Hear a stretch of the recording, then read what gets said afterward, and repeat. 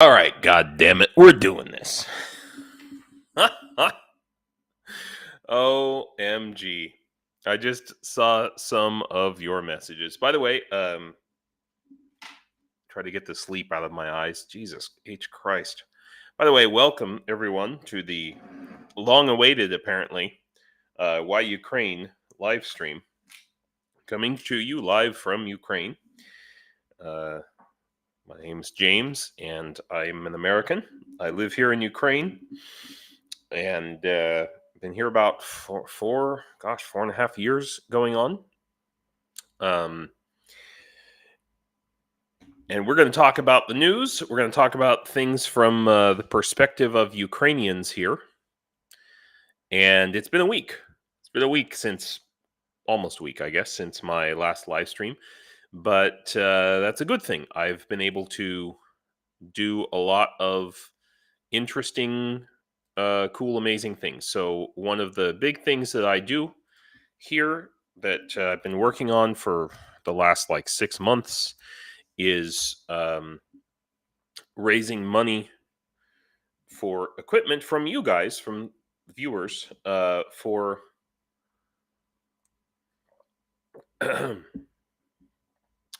for supplies for Ukrainian troops.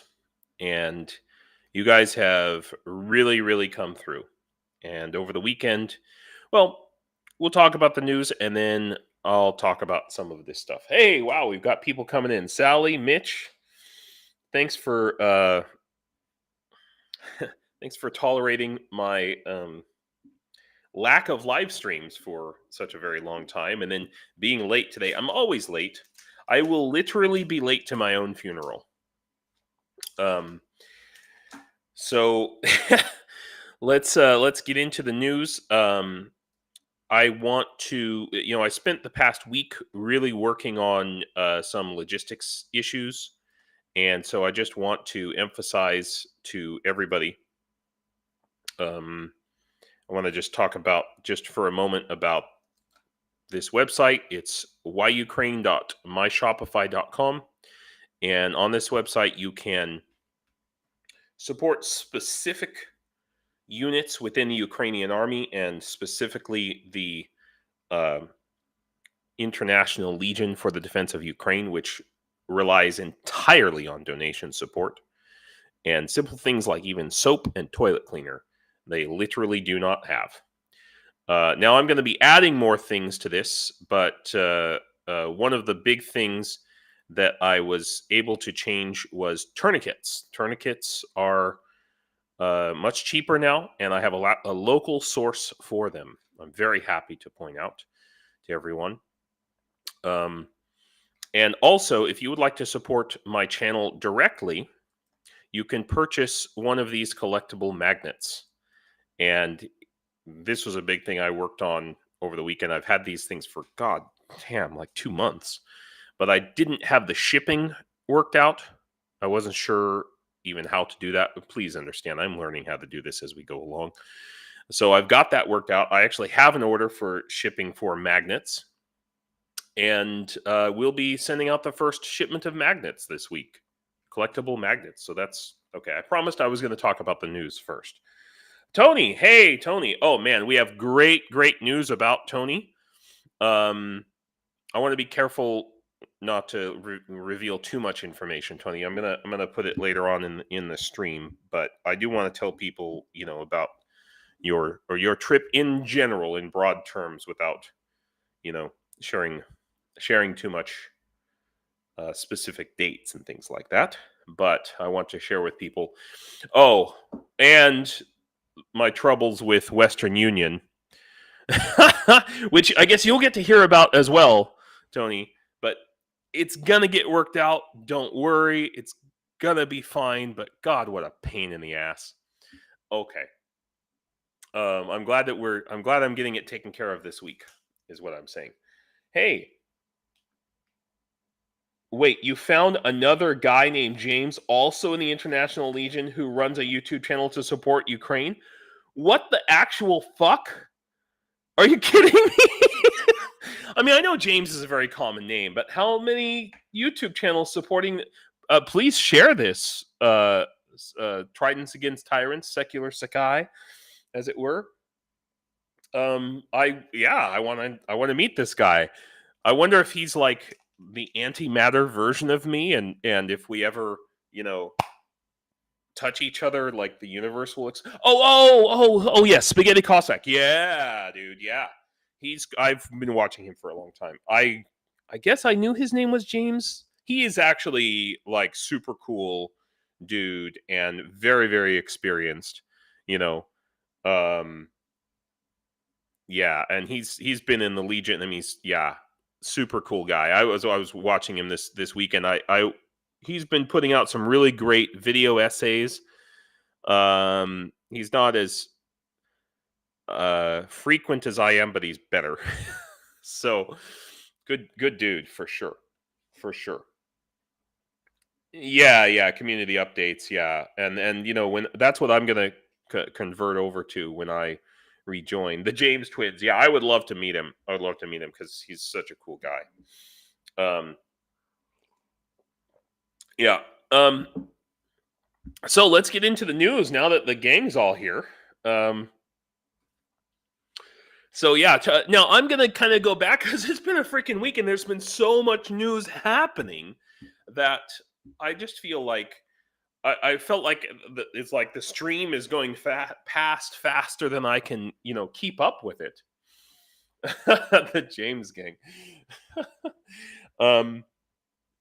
But I want to go back and cover some things that I thought were significant that maybe didn't get talked about elsewhere.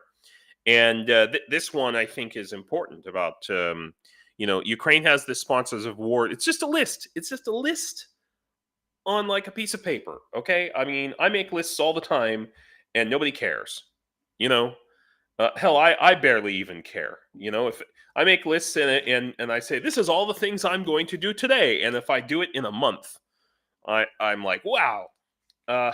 So yeah, dude, it's been crazy, Mitch. A lot of news. A lot of good things, some crappy things.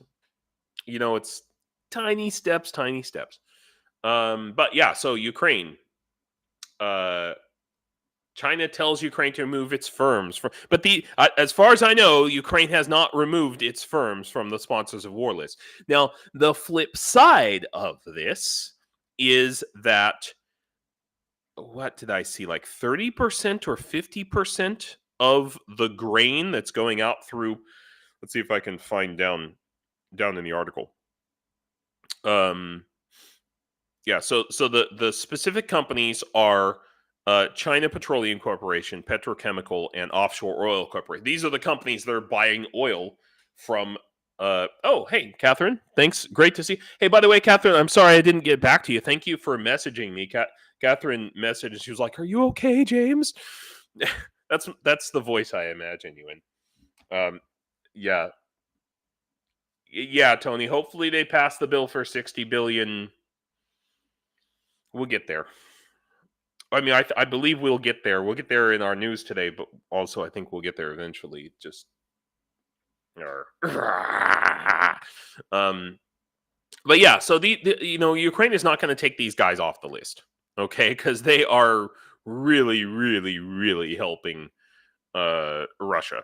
But what's interesting is here we go. 30% of Ukraine's maritime exports. This is going out through Odessa or through the ports on the Danube. By the way, all of you know what the Danube River is. It's the largest river in Europe. Ukrainians do not call it the Danube; they call it the Donai River, which I believe is actually the older original. It's what the ancient Greeks called the river. And you'll notice that a lot of these rivers in Ukraine start with Don, Donai. There's a literal Don River. Dnipro was the original name of the other big river that runs through the middle of Ukraine. That word Don is a pre-Indo-European word. We don't know exactly what culture it came from. It might have come from the Tripilia culture that we talked about last time. Who knows? We're not sure. Anyway, it's very interesting that that word for river has lasted like at least 5,000 years. So so the thing about it is China's trying to use this leverage of, hey, we're buying a lot of stuff from you, so can you help a brother out? And Ukraine's like, no. So who has the leverage here is the question, right? And does China have the leverage, or does Ukraine? Because China's having a rough time economically, and Ukraine has actually grown like 4.5% in the last year economically. So that's pretty cool. I don't have my articles in a particular order today. I was trying to, and then I got the messages from you guys like, where are you? So also my caffeine kicked in, so I was like, okay, I better start talking now. Okay, so we all know that over the weekend, the EU agreed finally, in a way of sorts, to supply Ukraine with, what is it, $50 billion over 5 years. But that is not military aid. That's just to support the government, to make up for the loss of taxes and things. So where's the military aid, right?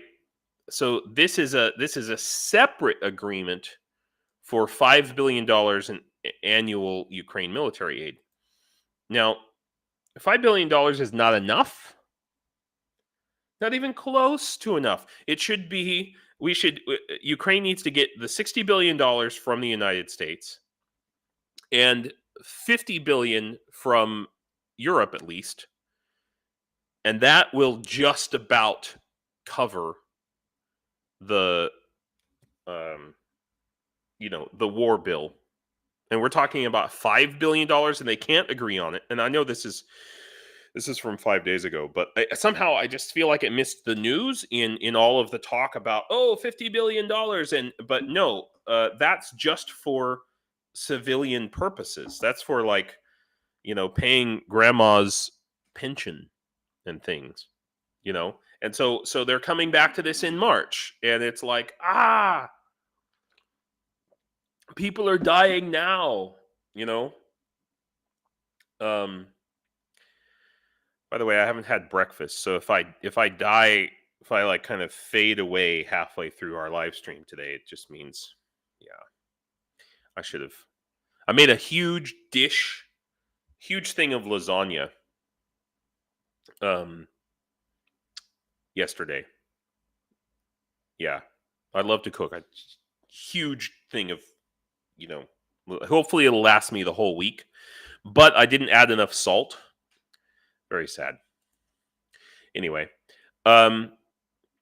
moving on. Yeah, so this is still from a couple of days ago, but we keep hearing about this. So, Ukraine is supposed to get a million artillery shells from the EU, and they've gotten about 30% of that. The problem is that the EU is insistent, whoever it is in the EU, I think the guy's name is Broe. They're insistent on these shells have to be produced inside the EU, because just like in America, the most of the military aid that is quote unquote going to Ukraine is actually it's going to American defense manufacturers who are and they're robbing Peter to pay Paul, right? We've talked about this. So that's the same thing that's happening here. And so Czechia, that's the country for the Americans in the room. Yeah, breakfast pasta. Don't get me started. But yeah, so since Czechia split with Slovakia, it used to be called Czechoslovakia. Now they're called Czechia and Slovakia, and in many ways they're as opposite as countries can be. Czechia is, I would say, liberal wealthy, educated. Slovakia and very, very pro-Ukraine. And Slovakia is poor, uneducated, conservative, and supports Russia. Very interesting. Anyway, yeah. So the Czechs are saying, "Hey, we promised this. Let's freaking deliver it. We have the money. Let's buy the artillery shells from outside Ukraine." But nobody wants to put their money where their mouth is. They set a 12-month deadline, and guess what? The deadline's a coming, and they ain't there. They aren't even close to there. So now I think they're still going to miss the deadline. Okay, but I just saw this article, and they're leading a push for the EU to procure. Obviously, they're not going to be able to procure these shells even by the deadline. You know what I mean? But I mean, there's lots of countries that have artillery shells. They got here South Korea, Turkey, South Africa is not going to give any shells. But I mean, they could go around to a bunch of countries and pick these things up. Why is it Czechia, tiny little country, tiny little country, Czechia? It's about the size of like New Hampshire, I think. I could be wrong about that, but roughly speaking, in relative to the rest of Europe, and like, why has nobody thought of this? Okay, moving on. Yeah, Euromaidan has been kicking out some bangers this past week, man. Just great articles. So they're talking about I mean, this is good. This is a good thing. Ukraine and Canada launched international coalition to return children, and I hate this word deported. This is a translated article, obviously. It has a different meaning in Ukraine than it does in America. Deported in America means, like you came to a country illegally and so they sent you away. That's what it means. In Ukraine, there's this whole history of going back even into the Russian Empire of people being kidnapped. And the word that they should be using here is kidnapped. Kidnapped from their home country and sent to the other side of the empire against their will, usually in cattle cars, and half of them die on the way. Yeah, Czechia is one of the countries, Mitch, making Russian caliber munitions. There are multiple ones. Cool, Tony. All right. Tony's driving to work. The man's getting ready to come here and kill Russians. And he's working his ass off trying to save up money. Anyway. Much love, dude. Yeah. So this is good. So they want to. They're trying to bring a bunch of countries together. And Canada doesn't have a lot of people, but they have a strong support for human rights. They're one of the only countries really seriously standing up to China, for example, these days. For its treatment of the Uyghurs and various other horrible things that China's doing. So hopefully they'll be able to pull more countries into it. Is the point? But it's a start. Okay, it's a good thing. It's a start. 700,000 children, according to Russia, 700,000 children have been stolen from Ukraine. Yeah. So this is also, from last week, but it bears repeating. So this goes all the way back to the original start of the invasion in Crimea and Donbass. But Russia has been found, let's see, supporting armed separatists and violating minority rights in Crimea, violating 2 international conventions with the UN, International Convention for the Suppression of Financing of Terrorism, and the 1969 Convention of the Elimination of Racial Discrimination. Okay, so Russia is in violation of that.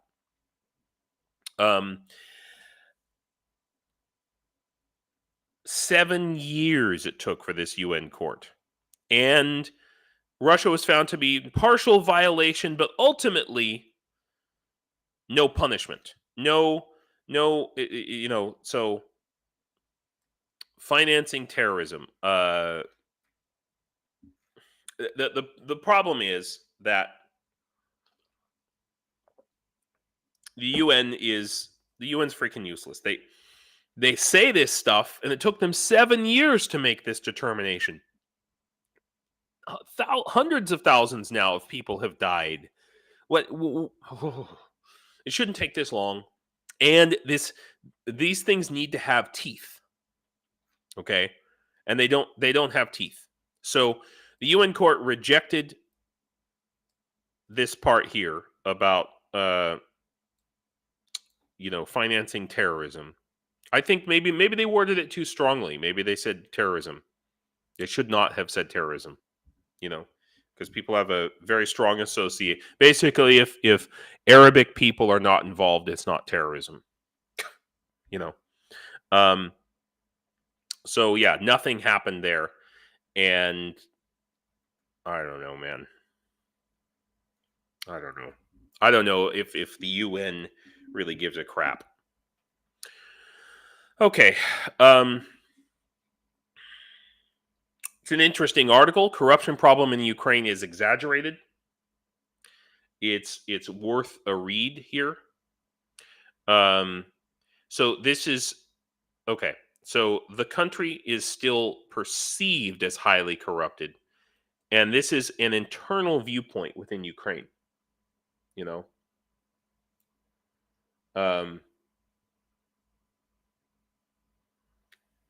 Oh, you hit whose car? In Calgary? Oh, you hit a Ukraine. I have a friend in Calgary. What was his name? Okay. Boy, that sucks. So, of all the people, so Jonathan, as I recall, right? As of all the people you could hit your car, you hit a Ukrainian's car.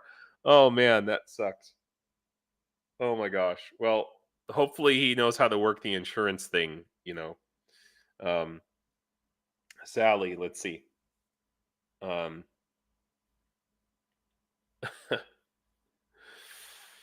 Yeah, Sally. I mean, they didn't make any method to remove countries from the Security Council. I mean, it was a deal I think that they had to make to even have a Security Council. But yeah, so the point of this article is that corruption has not as bad, but there's still. I mean, basically, Ukrainians themselves are the ones who don't trust their government, and they continue to believe that there's a lot of corruption. And so, I've talked about corruption, historical corruption that's endemic within the Ukrainian government system. It's kind of an internal system of corruption, and we have this whole thing, the corruption perception index. Okay, because it's very hard, obviously, to track corruption. That's the whole point of it. And I mean, I've experienced corruption in the United States, but United States is very low on the corruption perception index, right? So you have a lot of history there. So it's very interesting that they say here Ukraine is already ahead of the EU in many respects.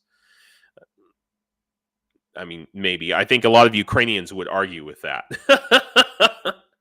But again, that's perception. It's historical perception. I think in some ways, perhaps with banking. So I had this huge problem over the weekend. I'm trying to send money to Tony.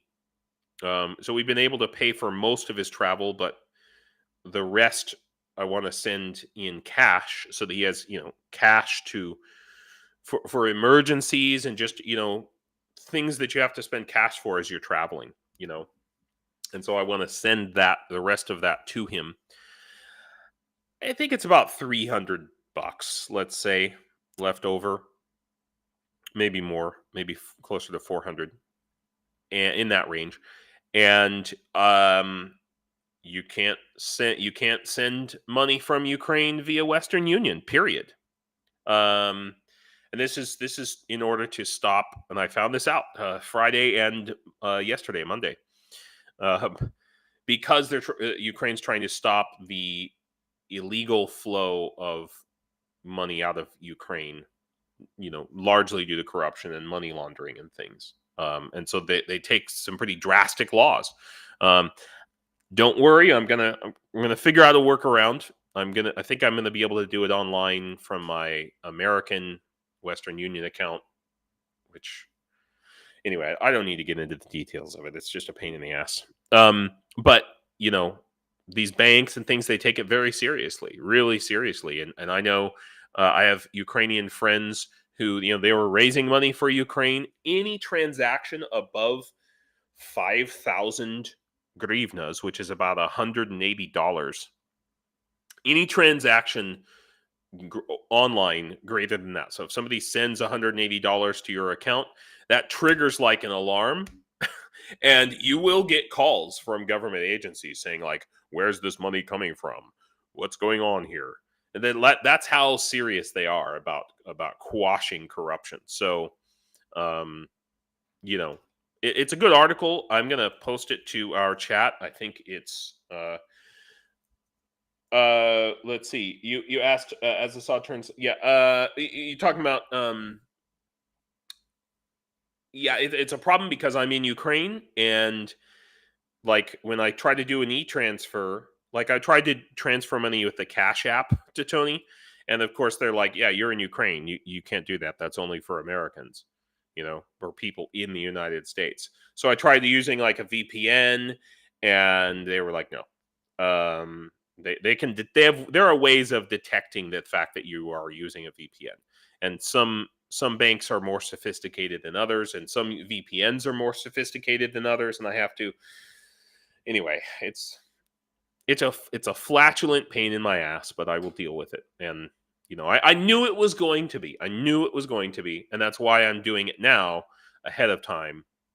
It's fine, and I know why it exists, as I explained. It's to stop the corruption, and yet in many ways it also hogties Ukraine and Ukrainians financially, who need to make international transactions. I mean, just for instance, okay, I have my friend of my wife. Her son is going to university, going to college in Europe somewhere. I can't remember. So she's paying, money for that. Remember that of course European colleges cost less than American, but it's still a significant amount of money, and she's not allowed to transfer that money. She had to go through she has to have like all these receipts and prove every single time, every time she pays for her son's college. She has to go through all this whole big bureaucratic rigmarole just to be able to do that every single, I don't know, 6 months or something. I don't know, whatever it is. Real pain in the ass. Yeah, so again, no particular order for our articles today. I'm just kind of going backwards, or I'm going forwards in time from the past. So we're going back to the future. But this is something that I think got missed,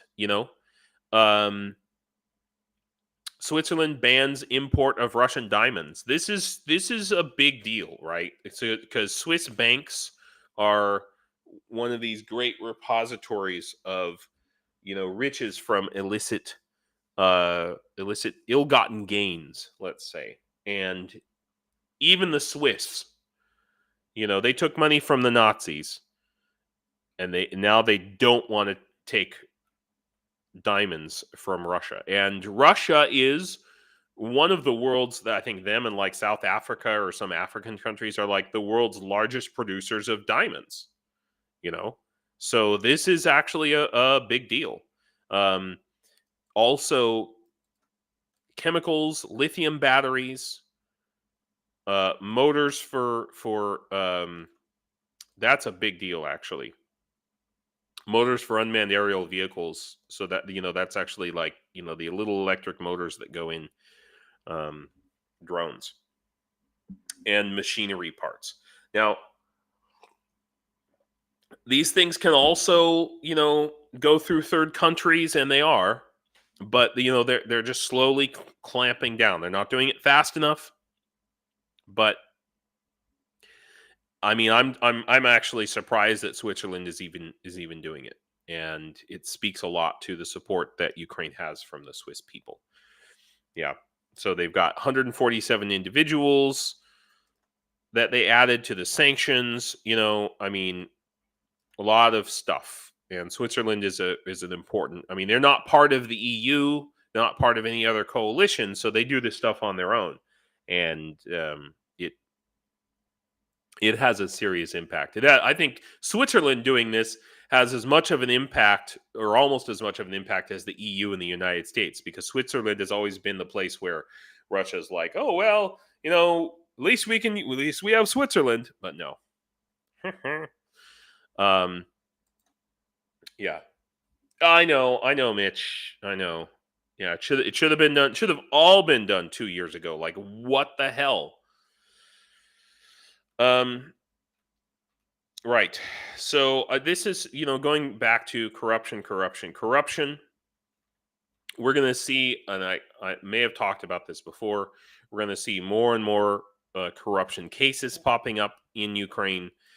So there's Ukrland farming. Okay. Agriculture is a huge business in Ukraine. I, you know, I've said before that Ukraine is a lot like California in terms of its economy, but more like California in the 1950s. um, so, in other words, a lot of people don't realize California's agriculture industry is like the largest in the world of any, I don't know, whatever. The point is, it's huge. Like 75% of almost every kind of vegetable and fruit and milk and cheese that you can imagine in the United States comes from California. So that's the same kind of production that you have from Ukraine. And I've worked with a lot of agricultural companies, teaching them English, not like harvesting grain or something. But yeah, so they're cramping down on this, cramping. Yeah.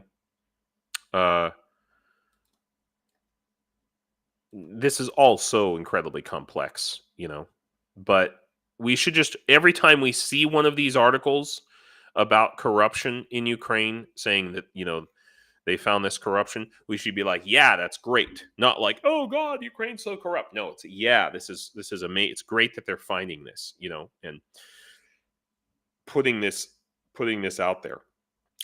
So this is probably my biggest concern. And I don't know.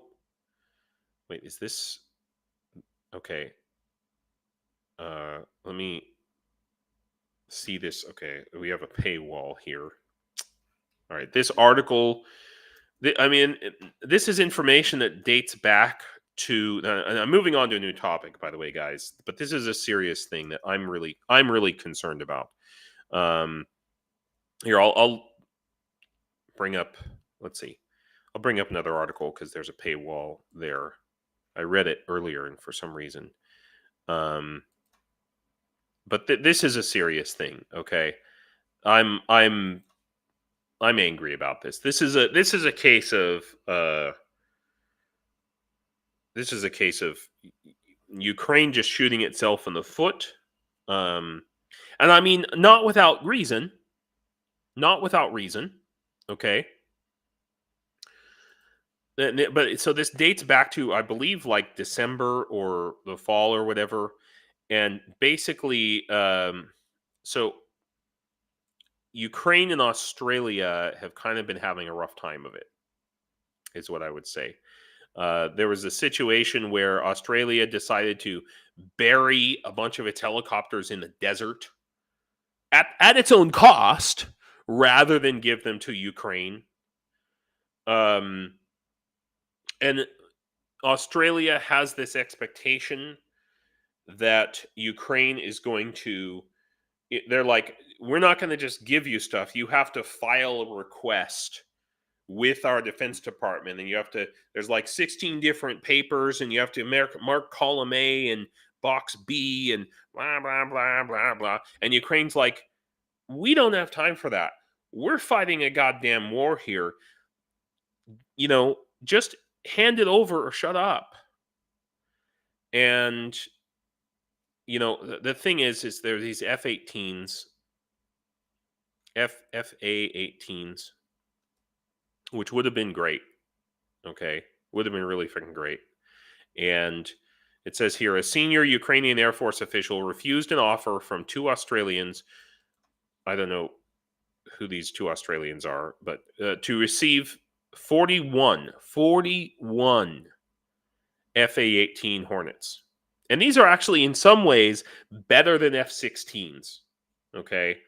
For one thing, they're meant to, they're Navy, U.S. Navy planes, so they're meant to land on aircraft carriers, which means they are appropriate for landing on shorter runways and can take a little bit more of a beating than the F-16 can, arguably speaking. So that would be a great thing. Now, the flip side of that is, okay, now we have to train our pilots to fly something else besides the F-16, and we're having enough trouble doing that. But this is unnecessary. This quote, "We don't need your flying trash." Like, oh God, damn it. Because,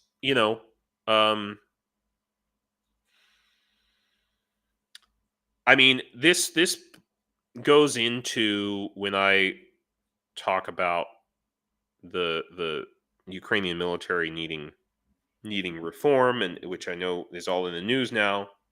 Last week, that was by the way, I lost like 10 subscribers. I'm not sure if I lost 10 subscribers because I was talking about Indo-European languages or because I said that Zelensky, might need to go.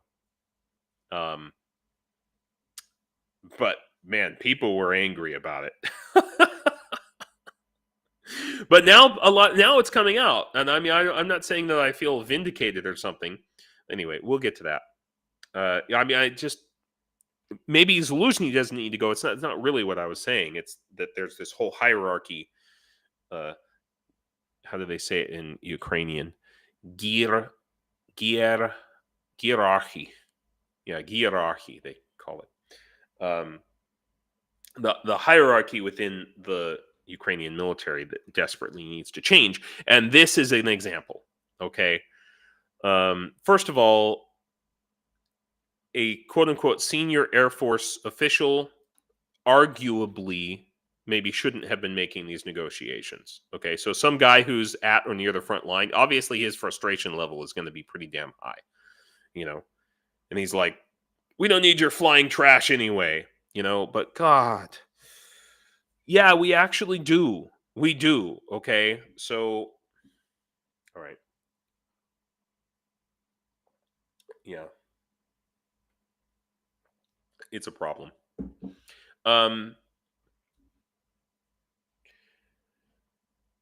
Oh, King Raccoon is one of those folks who thinks the world is 6,000 years old. Really?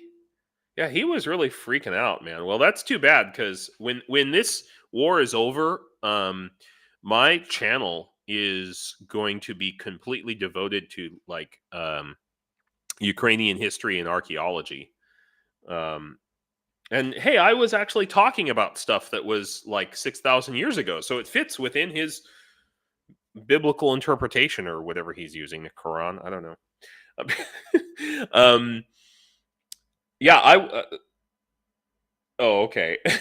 He was, I don't know, maybe he just skipped breakfast that day, needed a shower. Whatever. Um no, but if you guys, I mentioned this before in my live streams, I think. We're going to get into this covert cabal article, which everybody's talking about, but I do want to briefly address it. But my like long-term goal here, if you've ever heard of Time Team,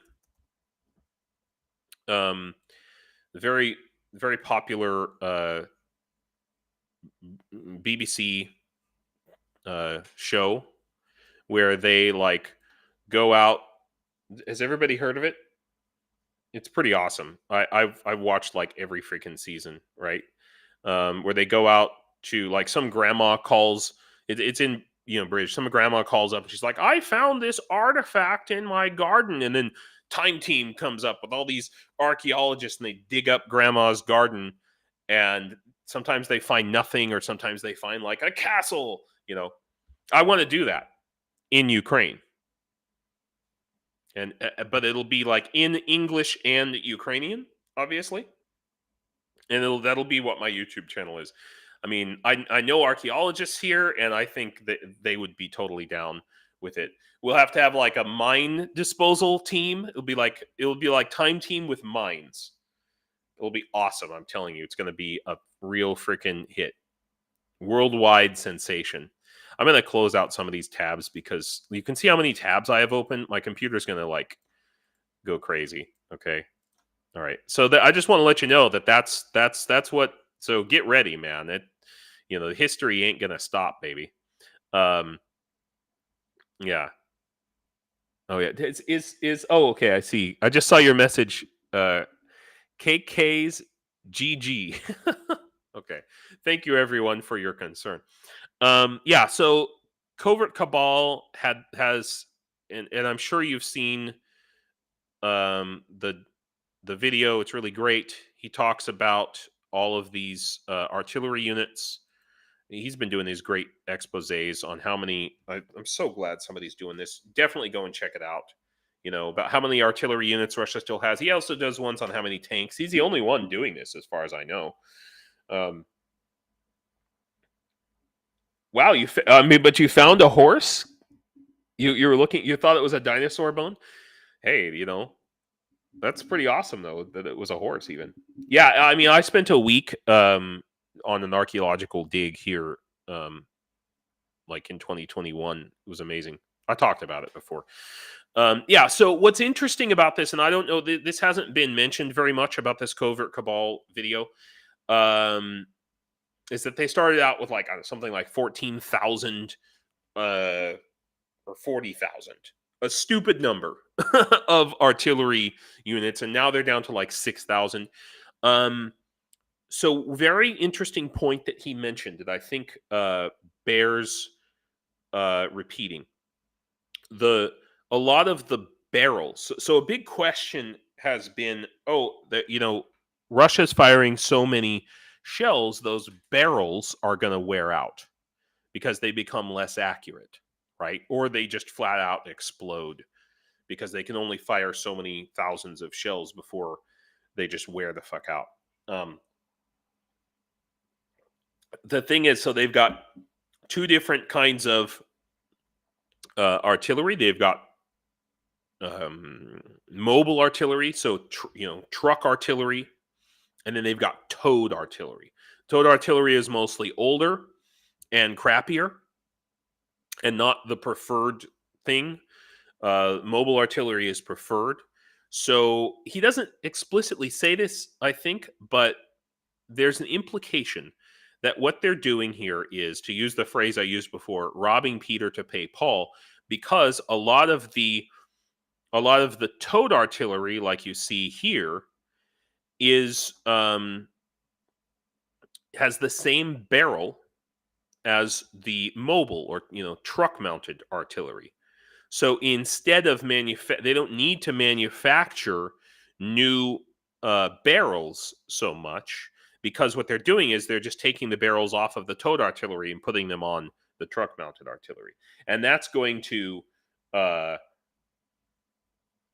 that's going to, you know, help them along basically here. So, I mean, it adds to the problems, but it also means that they every time they take a barrel off of a towed artillery and put it on a um and put it on the truck mounted artillery, it's kind of like they're wasting an artillery piece that could have been used. They still have to, if they want to use that towed artillery eventually. So what I'm saying is, I think that, and I don't know if I don't recall that Covert Cabal said this explicitly, but I think that the towed artillery is getting chewed up faster because of for that reason. So that potentially reduces the amount of time. I think it's going to reduce the amount of time that we have to wait until Russia runs out of this stuff. It's still years, though, you know, year and a half to 3 years of at the current rate. So, yeah. You know, this goes back to February 1st here. Ugh, I can't stand even to look at that guy. Orban. I can't keep track. It was so back and forth.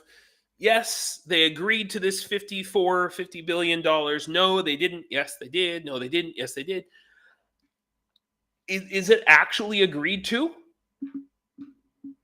I mean, like, what? Like, someone, 2.5 years, 3 years. Some people are saying a year. I mean, I think it's a little bit on the lower side because of what I just described. I think they're chewing up more.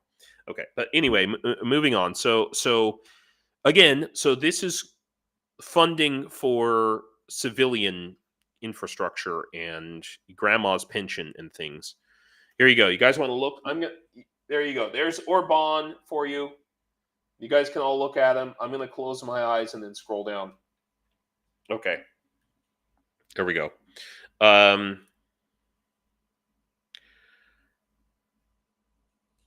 Hungary's funds will not end up in Ukraine. I don't know. What do you guys think? I mean, yeah. And then, we're going to get to the whole thing about no to NATO Sweden. I mean, in that sense, I'm actually glad he did the Sweden stunt, you know, because let me explain what I mean by that.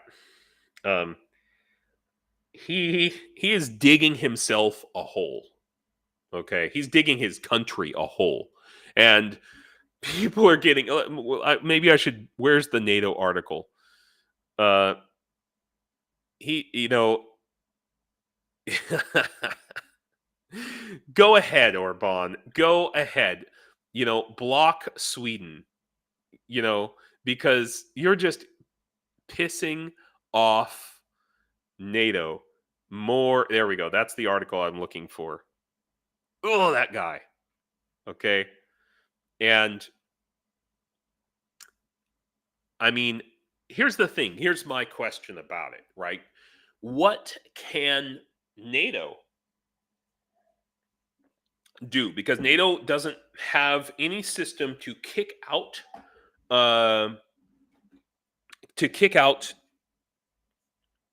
countries who they don't have a system to kick countries out of NATO. They don't have any way to do it.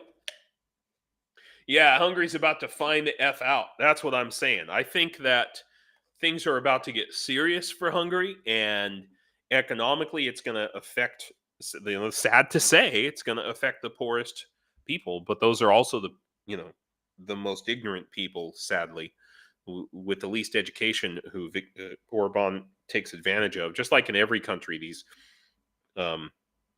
these conservative dictator wannabes, populists, take advantage of the intellectually weak, who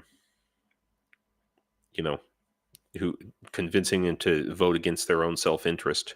But even Turkey did it, right? So I think that he's had this meeting with Stoltenberg and all of this. So I'll be very interested to see in the next week or two what um, what Article 7. Mitch, what is Article 7? Let's. I'm going to look that up right now. NATO Article 7.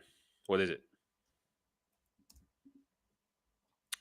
This treaty does not affect and shall not be interpreted as affecting in any way the rights and obligation of the Charter of the Parties. Security Council and the maintenance of. There's got to be some way that, I mean, my new catchphrase, intellectually weak. I mean, yeah, it's willful stupidity and ignorance, unfortunately. But okay, so he's about to find out. There's gonna be some. And I'm glad that if he wants to fuck around, I'm glad he's fucking around with NATO and not Ukraine. Is what I'm getting at. Okay, that's the point I'm trying to make here. Really. Okay. All right. I think I've beat that horse to death. Did anybody catch this one though? I don't know. Did anybody report on this? So, we got to question what's going on here. Germany's TV report from Mariupol. Okay, so what station was this? ZDF TV channel. And they're physically in Russian occupied territory. Okay. And he said, I would like to make it very clear, this does not mean that we recognize this occupation by Russia. I didn't watch the report, but I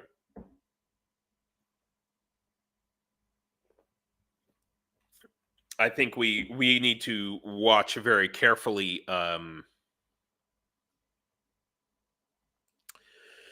There are parts of, even in Germany, the AFD is the main one, where just in the past week they've found that there are Russian. And the funny thing is, and I don't think I have the article in front of me today, but there's a member of the AFD who was found to be working for Russia.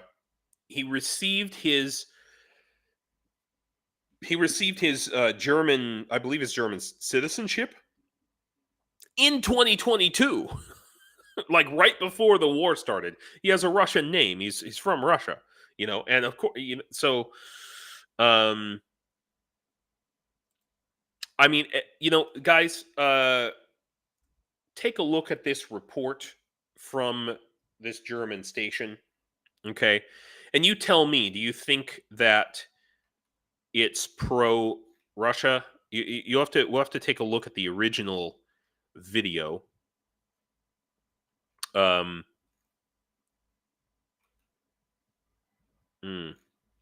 have to take at the original video here, but do you think that it's a pro-Russia article? Is what I'm saying, okay?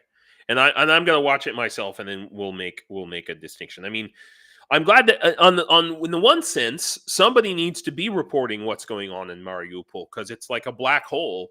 We don't really know the reality. So, and this is another report, and I can't remember who else mentioned this. But I'm sure in the next day or two we're going to have some information about fucker Carlson, who's in Russia right now, getting treated like the royalty of Russia that he is. But, he's making, and a lot of conservatives in America are making this big deal about Ukraine is banning Christianity, because they want to make frogs gay. And well, guess what? Russia is banning the Ukrainian Greek Catholic and okay, so Greek Catholic, they are, oh my gosh, hang on. First stretch of the morning. Guys, it's really early here, okay? I was up before God, so all right. Ah. Um so the Greek Catholic, all right, they are Orthodox Church. Okay, maybe I have this wrong because it's so complex. All right. It's Orthodox Church, but they are part of the Catholic, like Western Catholic thing. So their communion or whatever. Um so basically Russia is saying, yeah, how is the Pope still supporting the Russian Orthodox Church at this point? You know what I mean? Like the whole rest of the Orthodox world. So remember, the Orthodox Catholics, their headquarters is ironically Istanbul, and Western Catholics, their headquarters is Rome, and the head, the Patriarch of Constantinople, kicked the Russian Church out of the Orthodox Church. They're no longer part of that thing now. Look, I'm not a big religious guy. Obviously, I'm what they call a yazichnik. I'm a agnostic pagan, right? But I mean, this matters to some people. So a lot of people, sadly. So like, how are American conservatives able to well, we know how, but how are they able to ignore the fact that, yeah, Russia is flat out banning um any religion that doesn't agree with their one little Orthodox religion, which, fucked up. Okay. So I want to know how Fucker Carlson is gonna. He's probably not even gonna mention this. This doesn't get mentioned in the media, but it needs to be mentioned. So anybody who you encounter who says um, yeah, the Ukraine's banning and Russia's Christian and Ukraine's banning Christians. No, flip that script, okay? Because Ukraine's not banning Christianity. Let me just see if I can find what they are doing, however, and I hope I have the article here. They are going. No, they are trying to figure out. So the Russian Orthodox Church in Ukraine was uh, was a KGB operation, straight up, just KGB operation, and okay, apparently I don't have the goddamn article today. Yes, I do. Woo-hoo! Okay. Um this is it. So uh this obviously this is a translation, but so this is Pechursk Lavra. Okay, this is like 1,500-year-old monastery, something like that. Close to it, maybe 1,300 years old. It's old. It's the point. I've been there. I put a bunch of shorts about it. It's really cool, amazing place to go to. There's museums, and there's a bunch of stuff that I can't film there, can't make videos of. You have to like sneak in. Anyway, there's like all these ancient caves. That's what Pechursk Lavra means. It means like the monastery of the caves, because the original monks who lived there lived in caves, and these caves go like way underground, like kilometers of caves underground. It's pretty wild, and they're all filled with dead bodies. Yeah, it's wild. But anyway, so this is where the Russian they got kicked out finally, and Ukraine is slowly uncovering what was all there. And they're slowly uncovering that actually, um, there was a lot of illegal shit happening. And it was basically right in the center of Kyiv. You have to understand, right in the center of Kyiv, this was a major KGB operation. Okay. And this was, arguably part of the Russian invasion plan, you know. So I mean, it's ongoing. It needs to be worked out. So here, and you have to translate this article, but it's worth a read. And the research is ongoing. Okay. So let's keep on moving on. Yeah, we're talking about religion. Yeah, Eastern priests are allowed to be married. Yeah, that's true. That's true. It's very interesting. I really, as a agnostic pagan, I actually really like they have a whole mystical thing, and there's no, okay, at least in the Orthodox churches that I've been to here, there's no benches or chairs.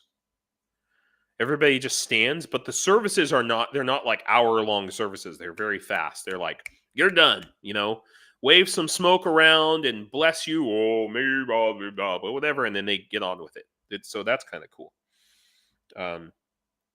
Anyway. All right. So I guess we're on this page. Yeah? We're on this page. What do you guys think? I want to hear your opinion. Agnostic pagan, is that a thing? It is now. I'm calling it.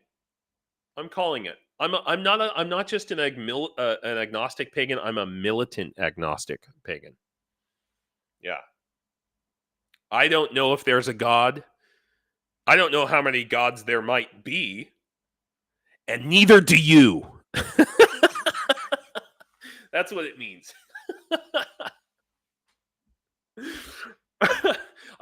I'm gonna found my own evangelical agnostic church.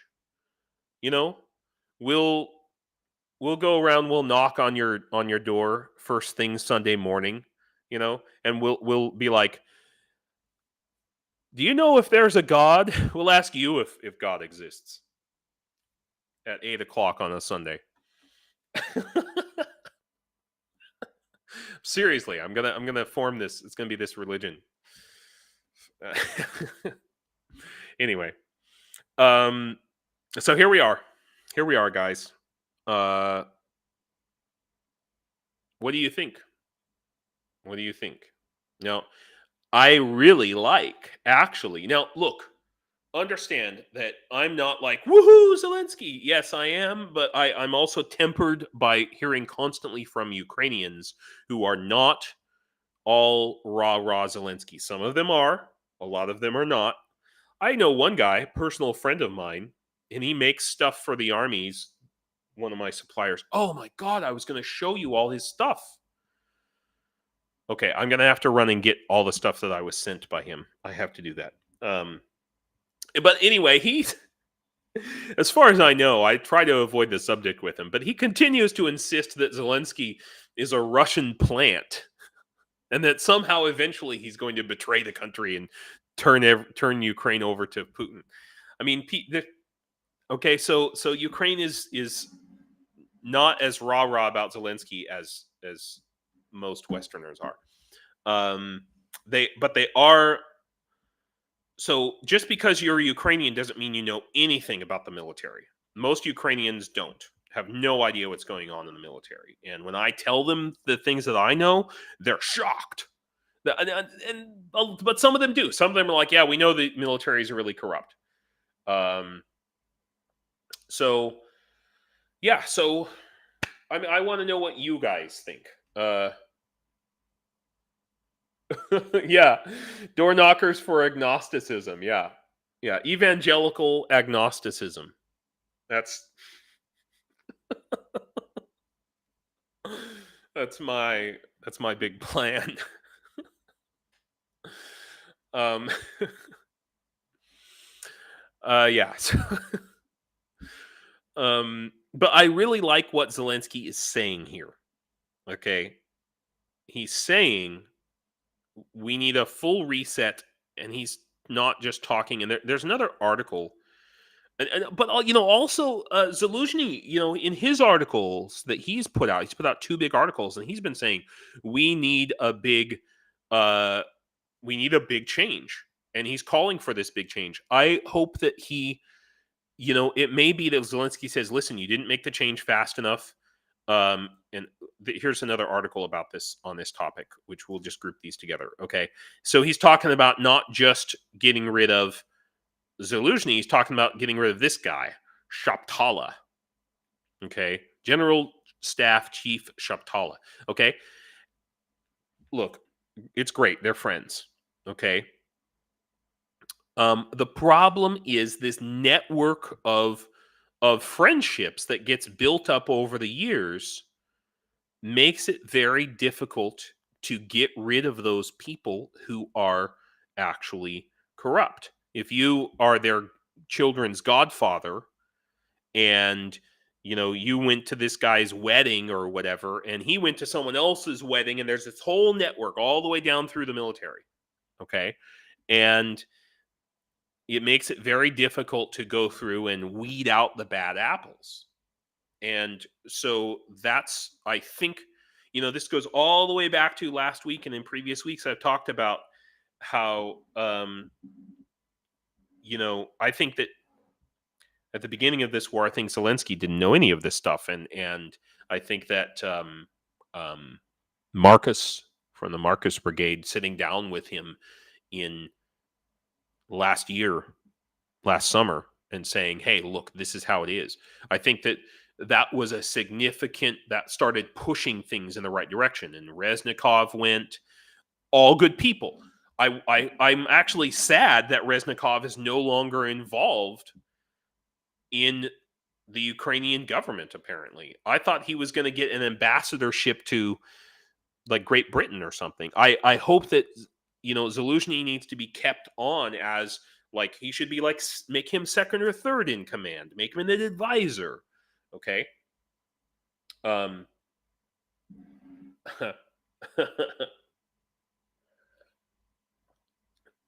Yeah. Oh my, a corrupt military. What else is new?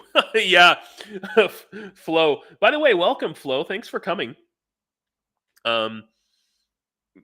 Yeah. Well, Flo lives in a place that's very heavily military oriented part of America. So, and also happens to be one of the most corrupt states in America, which we both lived there. So, anyway, but it desperately needs to be reformed. And I think that it's not, I'm not saying that Zaluzhny is corrupt. I'm just saying that Zelensky has probably been pressuring him, and the changes aren't coming fast enough. Okay. Enough. I've lost enough subscribers over that. Okay. 1 is too many. 10 is like, Jesus. All right.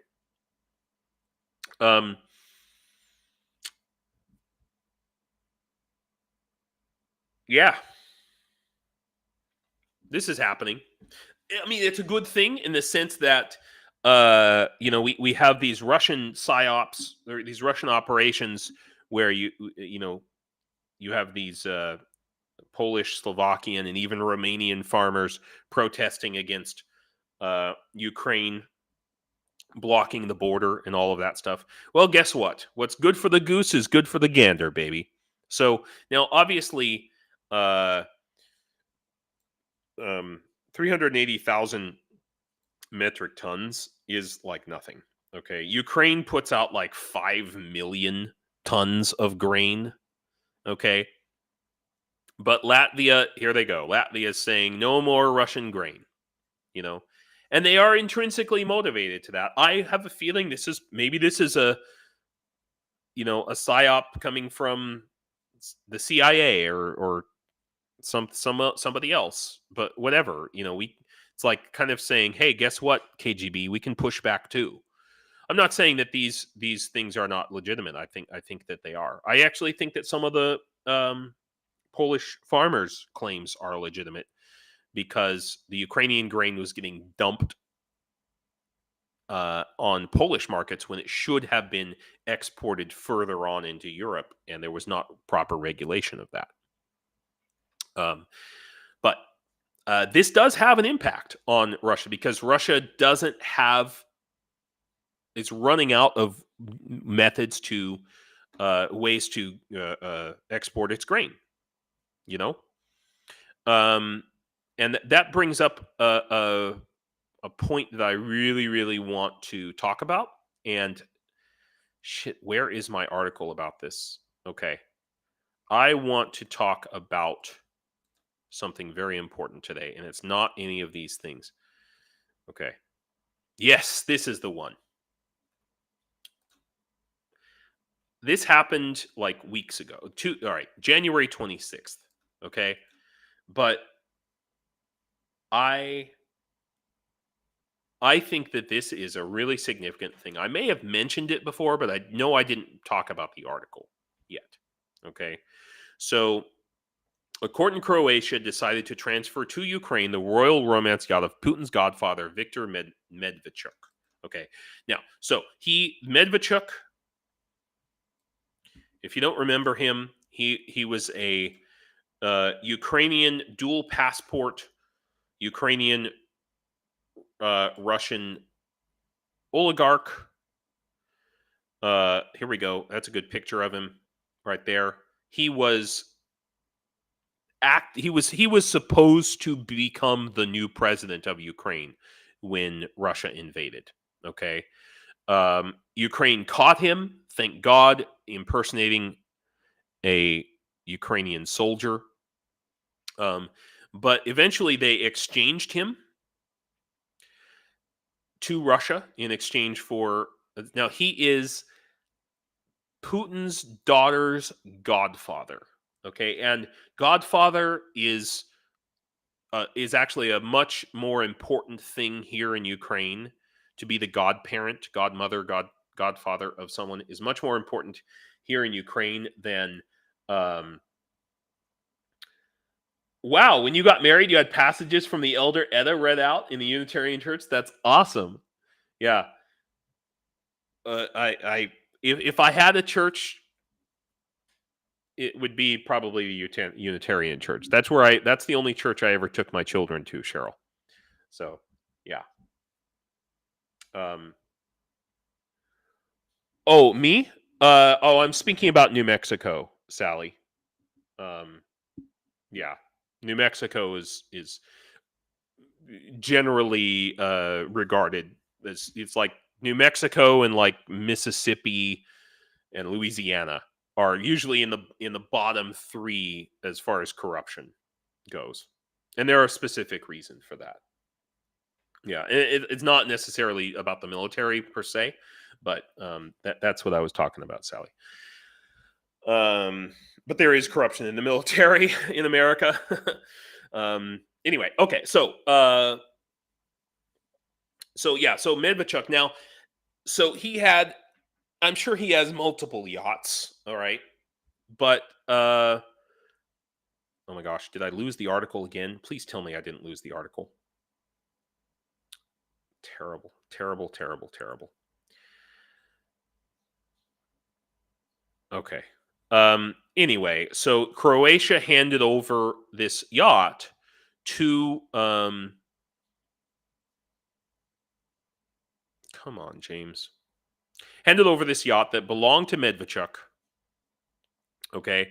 And here's the point that I want to make here. Please tell me I didn't lose that article. Damn it. I guess I did. Son of a bitch. By the way, this guy, he already has a new yacht.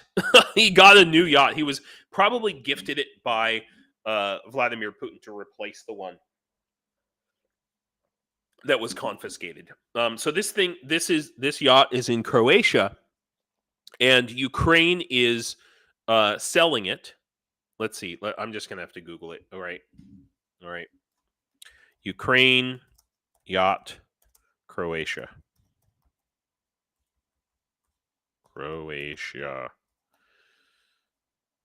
Yeah, here we go. Here it is. This super yacht. Okay. But shut up. Okay. Here's the problem. All right. $200 million super yacht to be sold at auction to benefit Ukraine. I don't like this. I don't like this. Let me explain why. I think that this should be the first ship in Ukraine's Blue Ocean Navy. That's what I think. I don't think this yacht should be sold. A lot of these yachts, it's a big trend with these multi-million, multi-billion-dollar yachts to basically have them be like a military grade in terms of, yeah, I mean, I totally understand 200 million is 200 million, but imagine what could happen if Ukraine had a fleet of these yachts. Now you can see all the communications on these things. I mean, some of like the level of sophistication of these things in terms of they have like electronic warfare systems on them, satellite full communication, blah blah blah. This thing could be used to launch swarms of drones, sea babies, all sorts of things. You know what I mean? Like this let's call it the Free Ukrainian Navy, right? I mean, it's outside of the Black Sea. It's never going to cross into the Black Sea, but this opens up a lot of possibilities. All right. You know, throw a bunch of sea babies on this things and a bunch of aerial drones, and then go say hello to. I mean, so Ukraine is slowly taking out Russia's ability to export oil, first in the Black Sea, and then most recently with drones in the ports near St. Petersburg. So Russia can't export oil and gas through those. Where else are they going to export oil and gas through? Vladivostok, and then there's another one. Let's see. We'll zoom out here. So there's a port in the Arctic, the Arkhangelsk, which they can only do that half the year because of the ice. Okay, and then so we have Vladivostok. I don't know, however you want to call it. So this is the main oil export port right now. Okay, and then the secondary one is over here at Korsakov. All right. Let's get some of these yachts in this area. They could go dark. The Russian Navy never be able to find them. They've got all kinds of military hardware on them, and launch some sea babies, baby. Let's see. So Sally said, "Well, isn't it allowed to enter?" Yeah. If it's not part of the Ukrainian military yet, yeah. But if they tried to enter the Black Sea, Russia would take them out faster than I don't know, something that's fast. Anyway, so nobody's ever going to listen to me about this, but if this is what I would like to see, this is my dream. That's what I hope for, and I hope that Ukraine gets more yachts, and maybe whoever is replacing Zaluzhny, or if it's Zaluzhny, thinks about this and goes, "Oh, wait a minute." Mm-hmm. Okay. So there we go. That's my big proposal for today. Now this is stuff from the ISW. I'm hearing a lot, and it's just you guys know I don't talk a lot about the front lines, but there are big major attacks happening. Avdiivka is getting attacked from all sides. They're just really trying to push in Avdiivka. I've got friends around Bakhmut. Let's just say you guys are helping around Bakhmut. Okay, you guys are helping around Bakhmut. All right, that's where that's going. Yeah, give me 1 second. I want to read for you. I meant to take a screenshot of this message from the guys out on the front lines, and this is about the socks, okay, specifically. And let's see. Oh, come on, phone.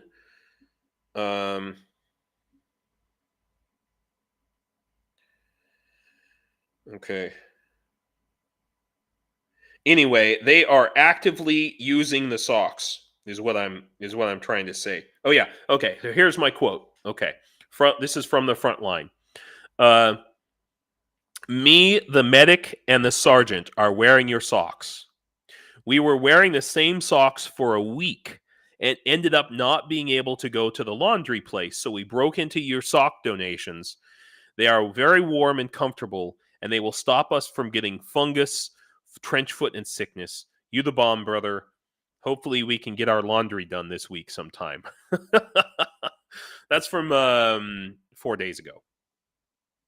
So know that, and I'm going to put a screenshot of that in a post on the community tab so that it can be recorded for history.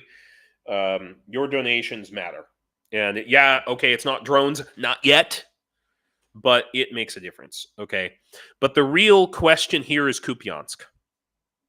Kupiansk, if you don't know, we can go to Deep State and we can take a look.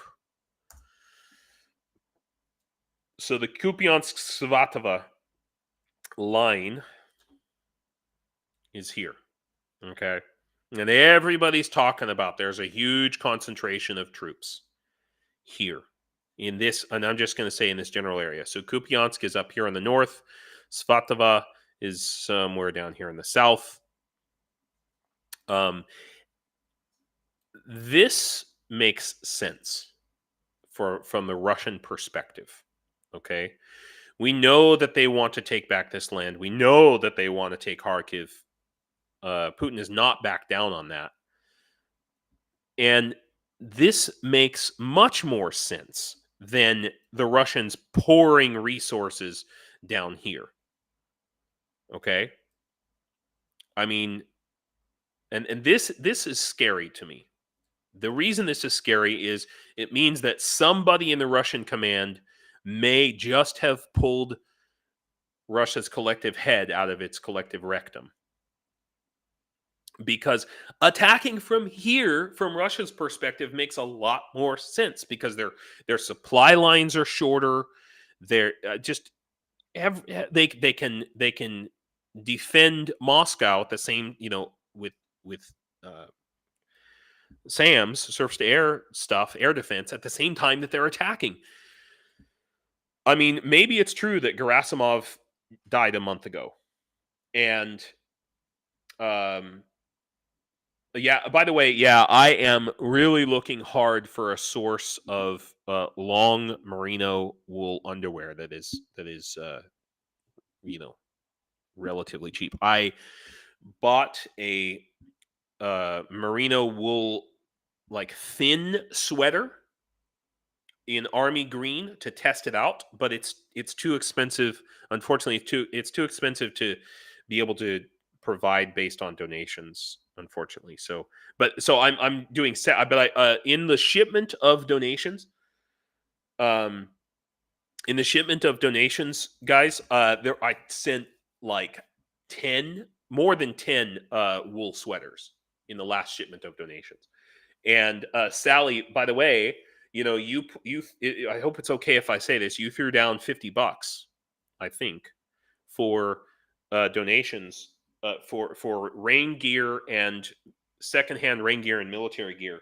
And I'm going to show it in a minute, and I'm really excited about that. So, but yeah, so maybe somebody in the Russian, this is now, I don't think they're going to be successful. They're not going to be successful here. Okay, no way. But I've got friends going there. I got friends out there. I know people out there. Yeah, reporting from Ukraine. Thank God he's back. because yeah, Avdiivka is a big, huge problem. You can see all of these attack vectors. They're trying to close this gap before the Russian election, so that so that Putin can say, "Hey, we took the metropolis of Avdiivka." But we always knew that this was the plan. We always knew this was coming. But it just makes more sense geographically for them to be attacking from up here, and so this is my big concern, I guess. Okay. I'll leave this open, but I think I can close this. But ISW is saying it's not necessarily predictive of future operations. I think that this whole time, Ukraine has been, looking at Russia has several times amassed troops in this general area up here. And Ukraine has specifically tried to do things to draw them down this way, to drag them further in, to drag out their supply lines, their logistics lines, so that they can take them out. That's the whole point of Krinky right now. Here. Okay. Yeah. All right. So we'll move on. Oh, I'm so glad I didn't forget about this. Canada's opposition urges government to supply Ukraine with the I'd never heard of these before. CRV7. Somebody bring this up to like the Canadian Ukrainian channel. There's a couple of Canadian Ukrainian channels. The Russian dude, he's also in Canada. Everybody who's in Canada needs to get on this. Okay. Yeah, there's the Canadian Ukrainian, there's the Russian dude who's in Canada, and then there's also Toronto Ukrainian TV, that channel as well. That's a couple of Ukrainians. If they aren't reporting on this, they need to hop on this. Okay, so basically, these are, I never even heard of these rockets before. CRV7 unguided rockets. Okay, they were scheduled to be in like 2018 or what year they were scheduled to be decommissioned. They date from the 1980s. They were decommissioned in the early 2000s, but they were a contract signed 3 years ago to dispose of these rockets over an extended period. Okay, so some of them have been disposed of, but look, the Canadian Armed Forces possesses a stockpile of 83,000 of these.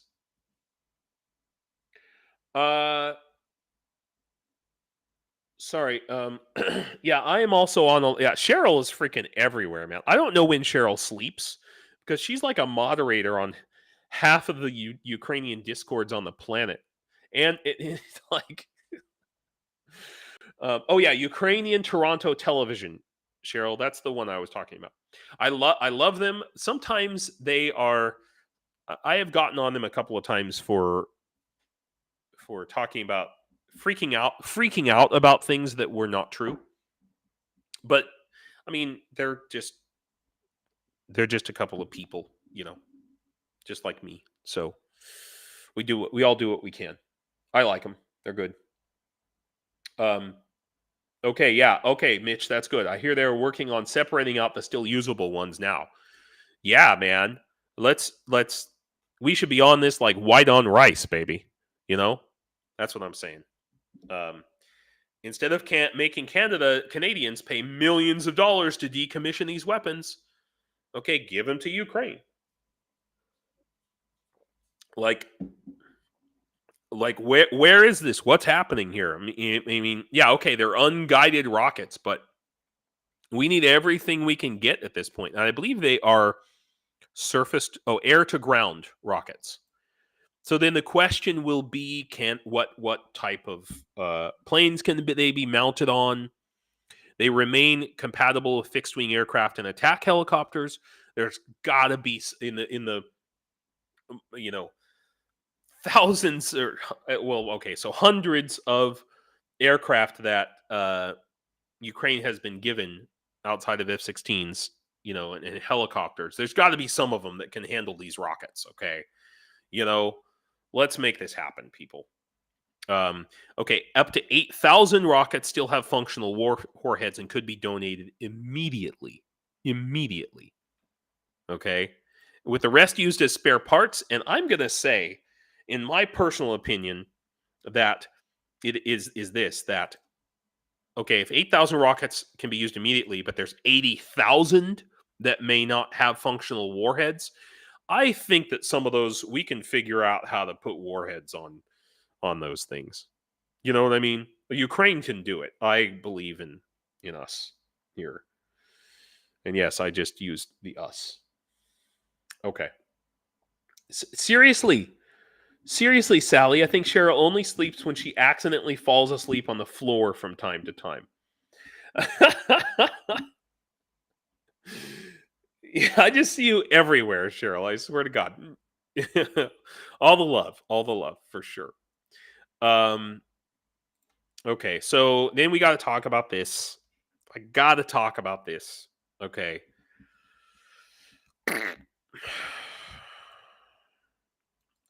U.S. Senate negotiators release border and military aid bill, which includes $60 billion for Ukraine.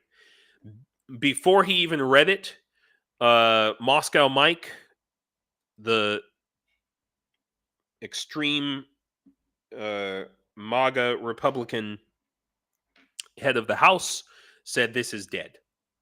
So the Senate came up with this thing to include the full package for the border, for Ukraine. I think, I don't know, is it for Israel too? And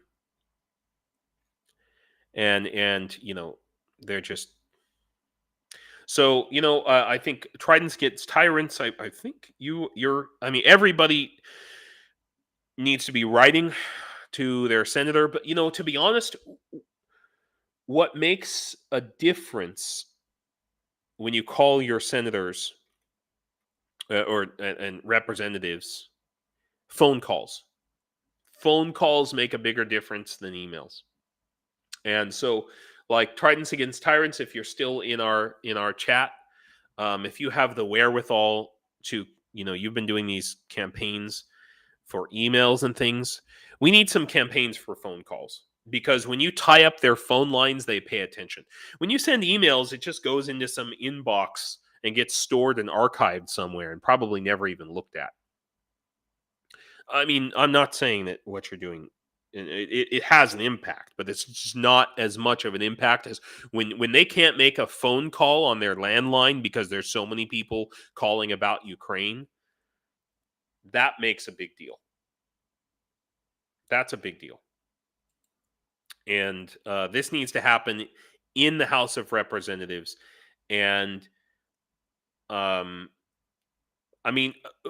I just don't think that any aid to Ukraine is going to pass the House until Moscow Mike is fired from his job, until he is no longer Speaker of the House. I think that's what's going to happen. Yeah, Max. Yeah, boycott Louisiana. He's worse than Viktor Orban. And I mean, I know they're close friends. Years from now, we're going to dig up that all of these guys, Fucker Carlson, Moscow Mike, all of these MAGA people are all somehow on the payroll of Putin in one way or another. I firmly believe that, firmly believe that. Okay, let's call it a strong suspicion. Yeah. So that's what I'm going to say about it. It pisses me off. Everybody's talking about it and I'm angry. Yeah. Yeah, I mean, writing physical letters makes a difference too, for sure. And yeah, you're right. They have a constituents phone line that separates there. But yeah, when they're getting a lot of phone calls, it does make a difference. Yeah. Yeah. It's just disgusting. It's disgusting. I'm so angry. I'm just so angry. You guys have no idea. I don't know if I seem like a lot of people say this. James seems like such a nice guy. No.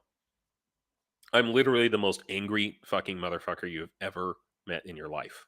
Like the Incredible Hulk dude, and he's like, "That's just it. I'm always angry."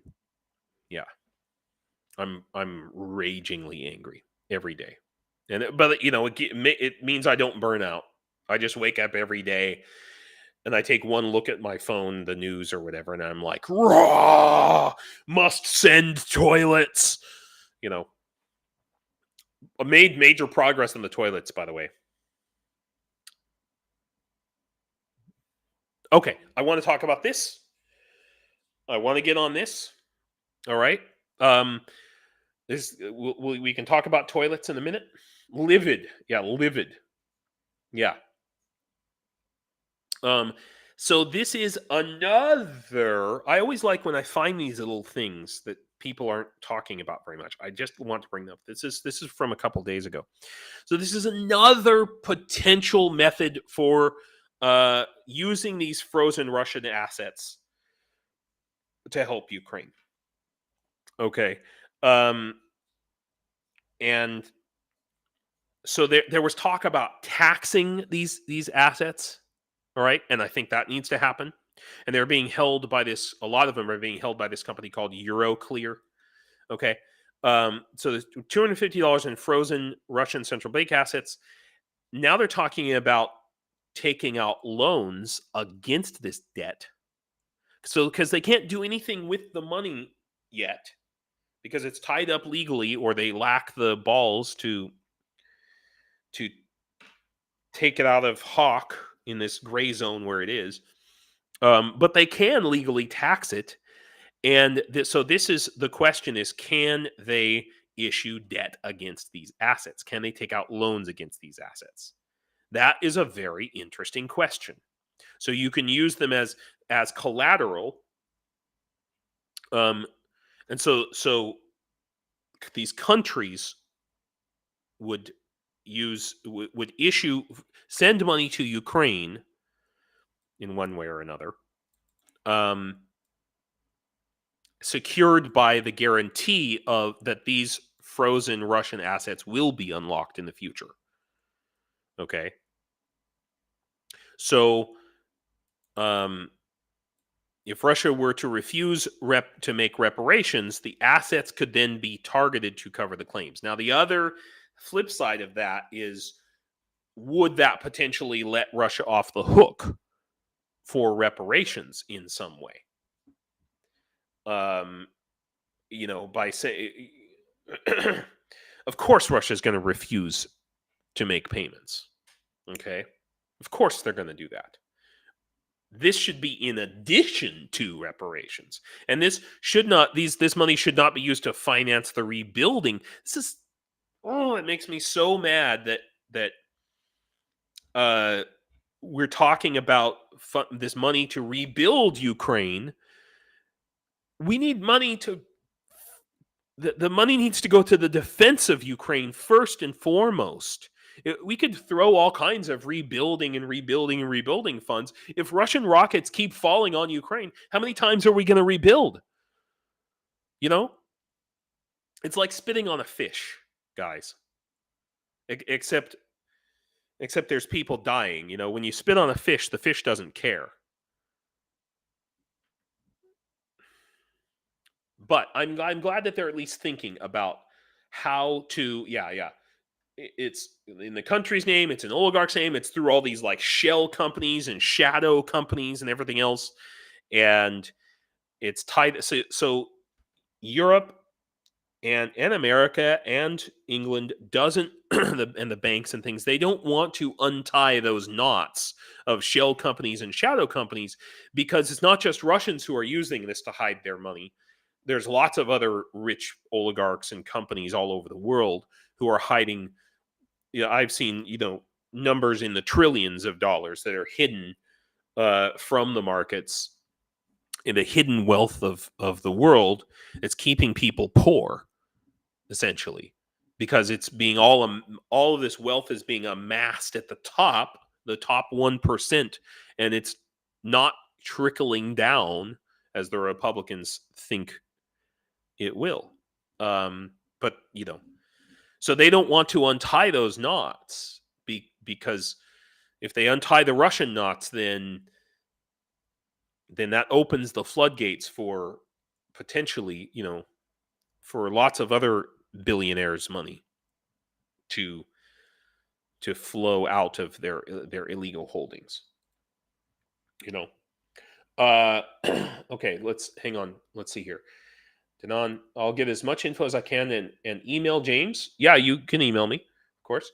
They own the factory, and often I can get shipping very cheap. Sometimes if the order is big enough. Whoa, I missed a conversation. What are you guys talking about? James would love to have that info. Cheap as ever. What are we talking about? I'm catching up here. Owner asked for bulk productions. Bulk productions of what? Toilets? Are they toilets? Bulk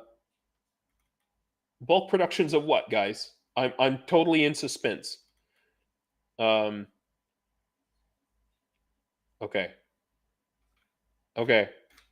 All right.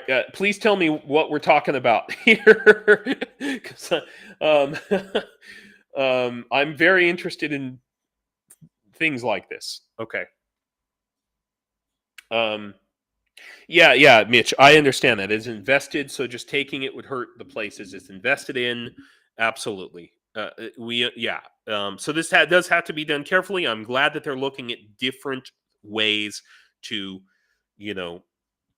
use this money somehow. Oh, underwear. Okay. Yeah, for sure. Absolutely.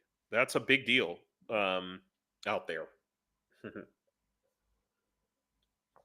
Okay. How is everybody doing? We are at an hour and a half, I think, a little over. Okay, we talked about yachts. Let's see, what else do we have to catch up on? I think we're pretty close to up to date here. Oh, this is a big deal. This might be more than I'm ready to talk about. This is a it's a good article. Okay, Paulo Sheremetz.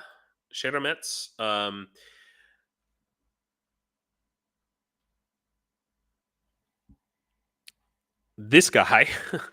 Wait, I think. God, is he really that gray now? Hang on, my boot. I know this guy. Sorry, give me a second. This is the Ukrainian Democratic School that I. Okay, no, different guy. All right. Okay. I was like, wait a minute, do I know this person? Okay, so economist in Ukraine from the Kiev Mohila Business School. They're leader on economic reform in Ukraine. I know a lot of people. I've met this guy, is what I'm trying to say.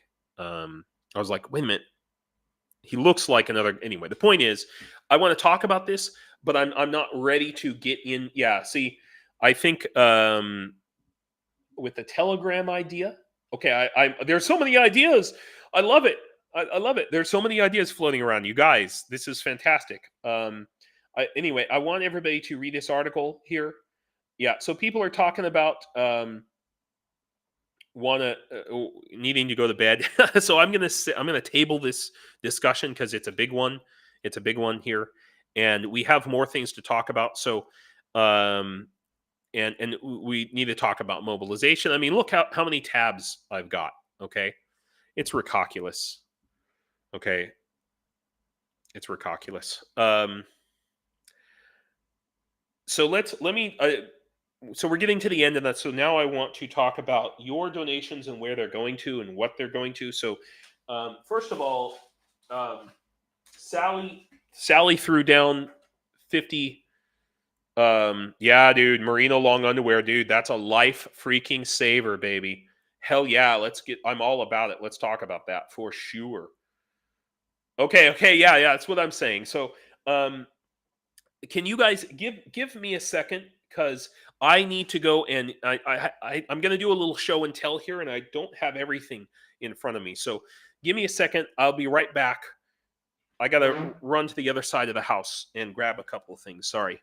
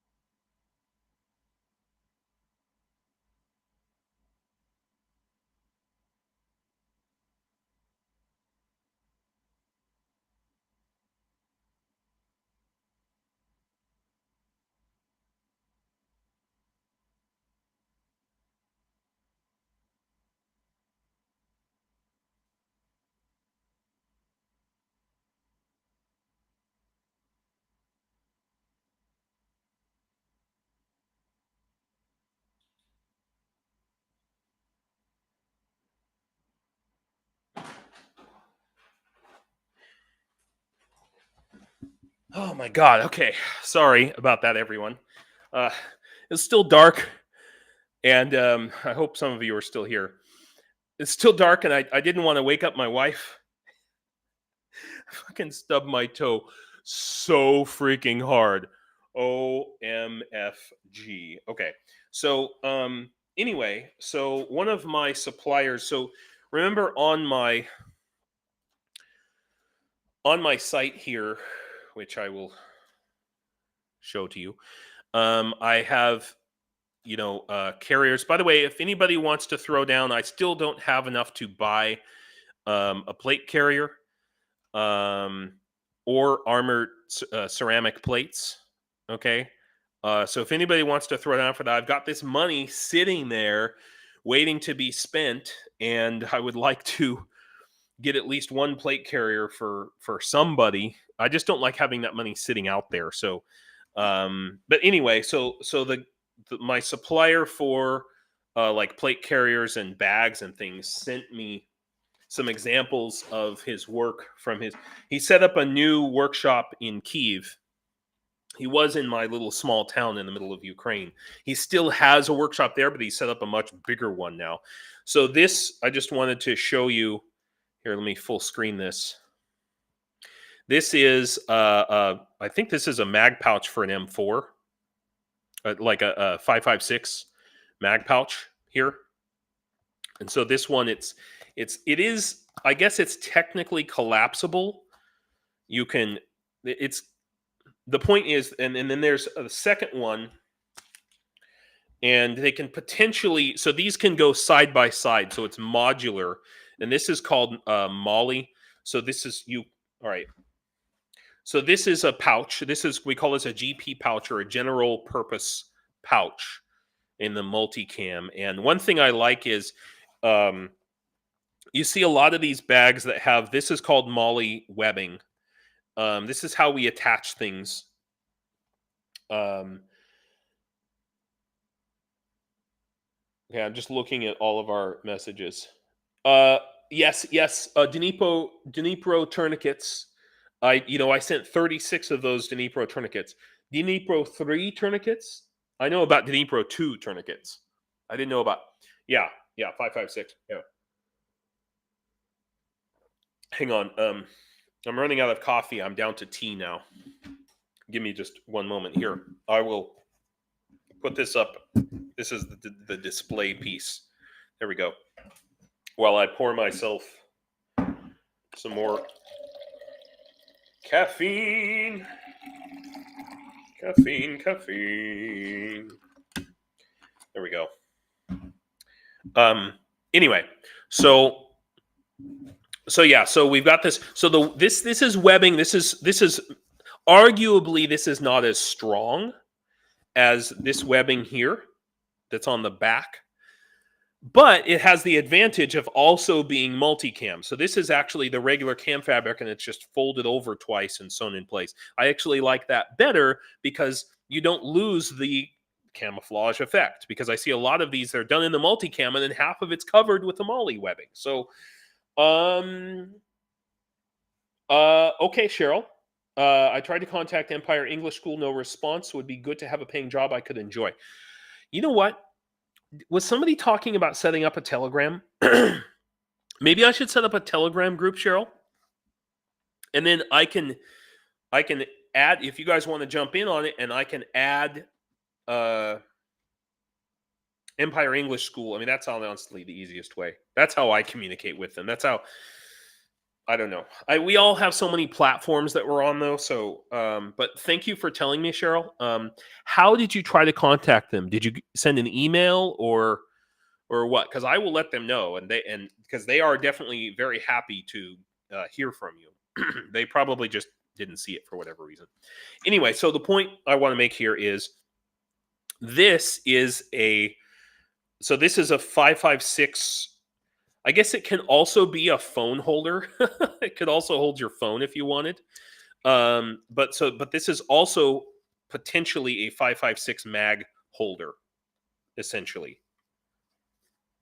Phone and or 556 mag holder, multi-purpose. The nice thing about it, though, is it's collapsible. So you can put this on a belt somewhere, and when you don't have something in it, it collapses down to a smaller size. So the nice thing about that is that like a lot of guys will run 2 layers of mags on their chest. Okay, so they have one set of mags, and then on top of that they have another set of mags. So the problem with that is your chest is sticking out this far, but when you need to, it's an automated reply. So you sent an email.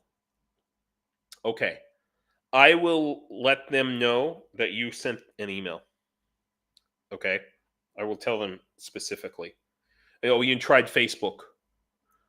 I'm sorry, I don't know why I said email. Facebook, right?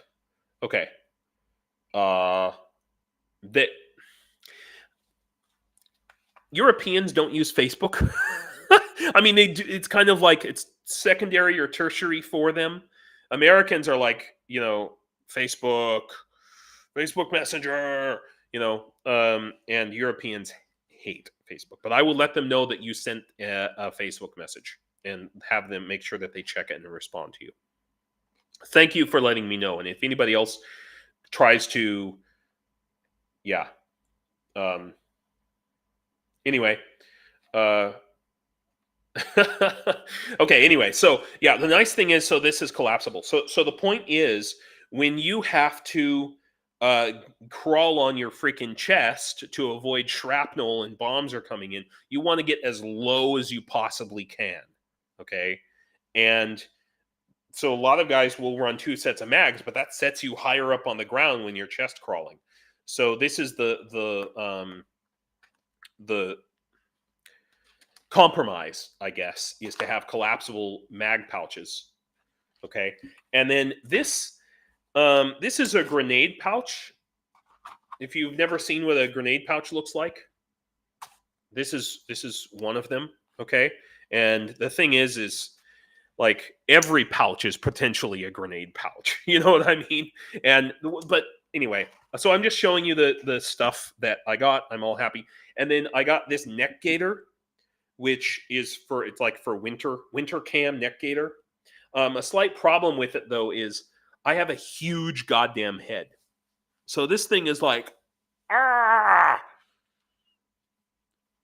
It's kind of, I mean, I guess it's a good thing that it's tight on me. It's supposed to, it should be like this.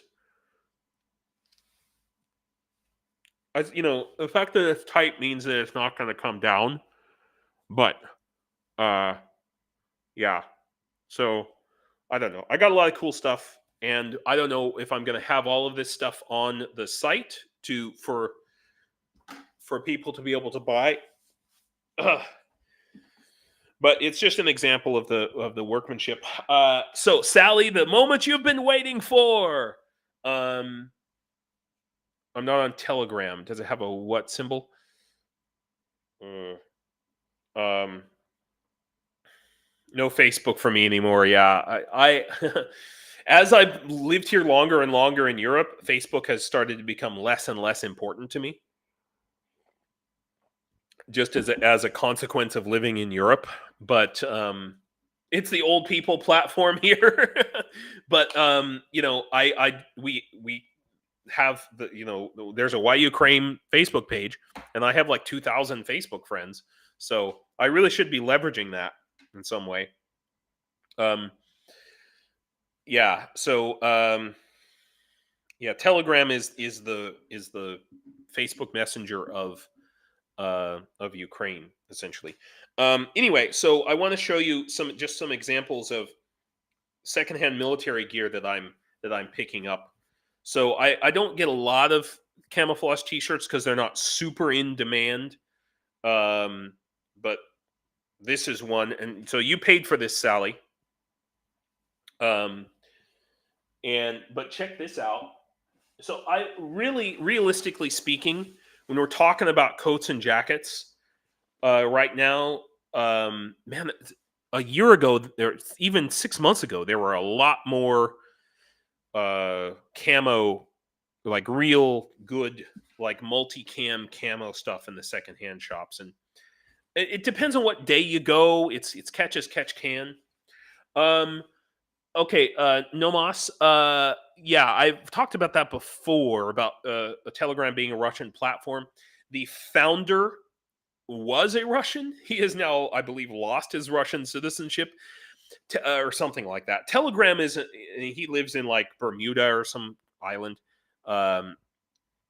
Telegram is an open platform, and the Russians use it. Russian government uses it. It's a little bit like Twitter in the sense that it's totally open and it's good and bad, and it's become absolutely necessary for some even like government agencies in Russia to for their basic communications. But also, and there's a lot of you can find everything you want on it, the way it's structured. But it's also potentially, because of its open, well, I don't know, it's too much to debate about, but it'd be inaccurate to say that it's a quote Russian platform per se. That's not totally accurate. Anyway, so like just as an example, this is a super dry, famous brand. This thing's freaking nice. It doesn't even come close to fitting me. But a lot of the guys in the Legion are like super small. But of course, it has this label on it, super dry, on the side. This will go underneath somebody's tactical coat, is the important thing. So in some cases where, like, for example, I'm picking up like this here. So this is, a light rain jacket. And what I will do when I send this to the Legion, I'll put this inside of this. I don't think this is rainproof enough, so I'm going to spray this down with rainproofing spray. And then another thing is, if you look at this, that's not cool. Okay, anytime we have anything shiny is not, and it's, it's possible that these coats are just going to be used while these guys are in training, and they do get one tactical, coat, usually in a multicam, but also sometimes digicam, but those are also donated. Okay, So, and they're supposed to be like Gore-Tex, but usually they're not really. So the thing is, they have a month or maybe as much as 2 months maximum of training, and right now, especially, they're out in the training is like every day, really hard, and they tear up. They only get one uniform, right? And they tear that shit up, and then so by the time they get out to the battlefield, they have to buy new uniforms, and they have to buy them. They're not given them. Well, sometimes in some of the units they will be given them, but once again, they only get one.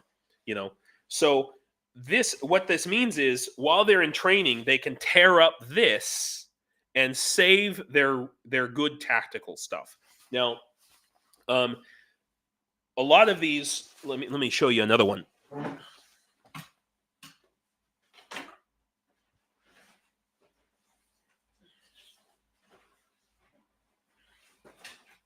Okay, I had these laid out all nice because I was going to take. I'm making videos and documenting every single thing.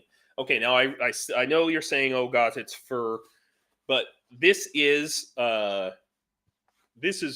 good. You know, like waterproof, or, rain resistant material. I don't need to do anything.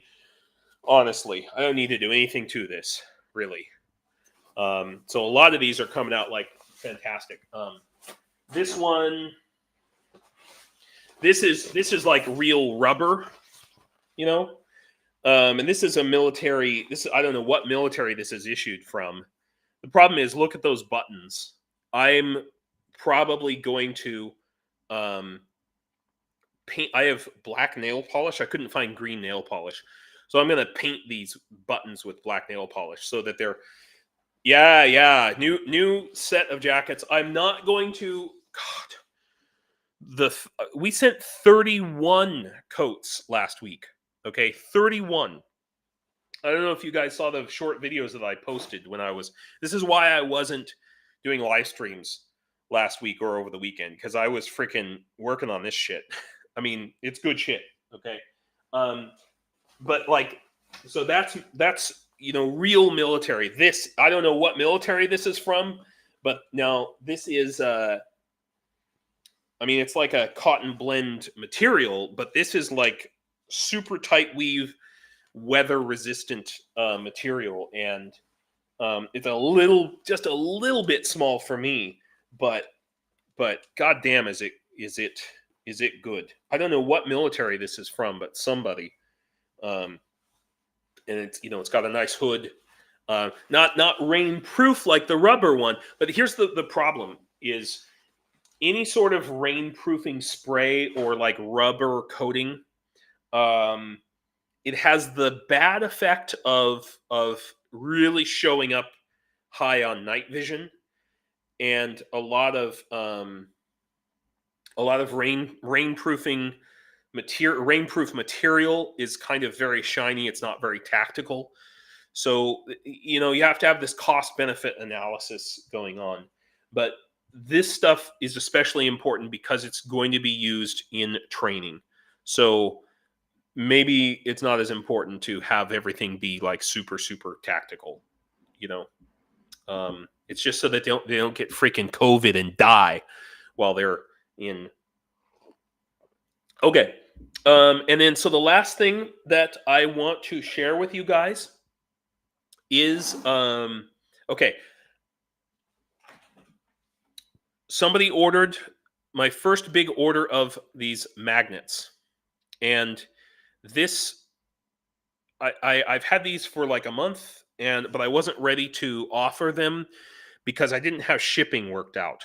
Okay, I didn't have shipping worked out. Now I figured out the shipping. Yeah, Cheryl is freaking everywhere. She's like, holy crap. I think that she is like, she's a collective. That's what I think. I think she has clones. Anyway, so I'm selling these now. If you want these glass magnets, this one is glass. Okay. I have very few of these, and I bought a bunch of these, and I'm not going to send them anymore. Okay. So if you want glass magnets, get them now because they're heavy and they have to be, packing them is difficult. Okay.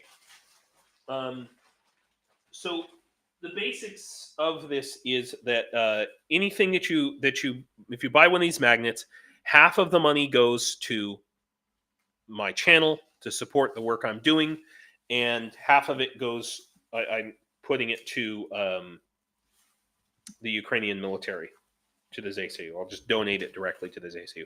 I've had one order for like 8 of these, by the way, and I apologize to the person who ordered that. I have not sent them out yet, but these are the ones, the style that I have all kinds of different styles. This one is my favorite. I don't know if you can see it, but it's Patron peeing on a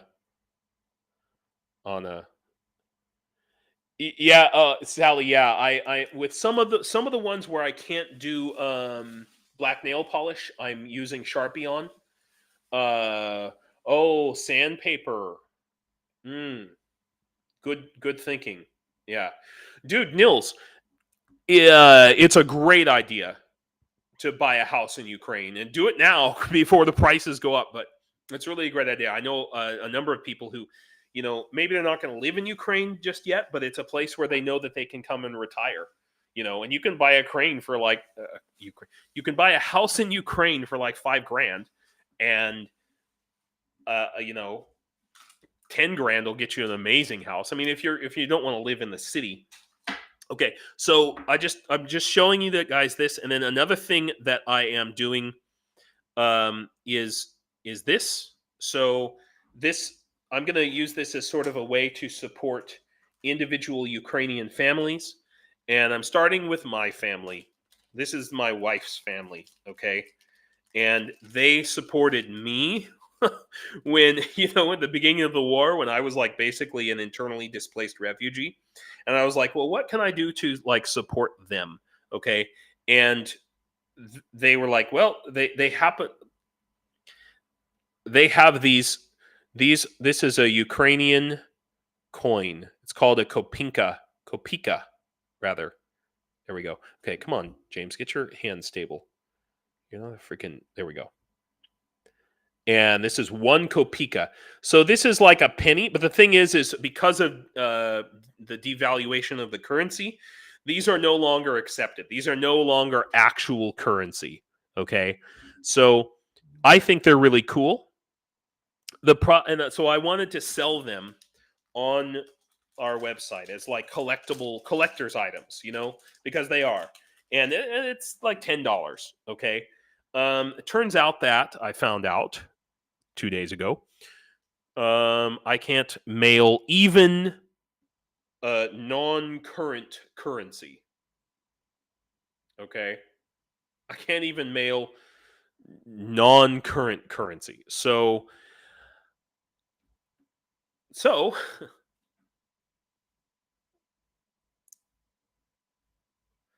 now it's a magnet. Okay, and I will put a little bit of glue on there, and now it's a cool little collectible magnet that you can buy and put this on your refrigerator with a really cool Ukrainian trident on it.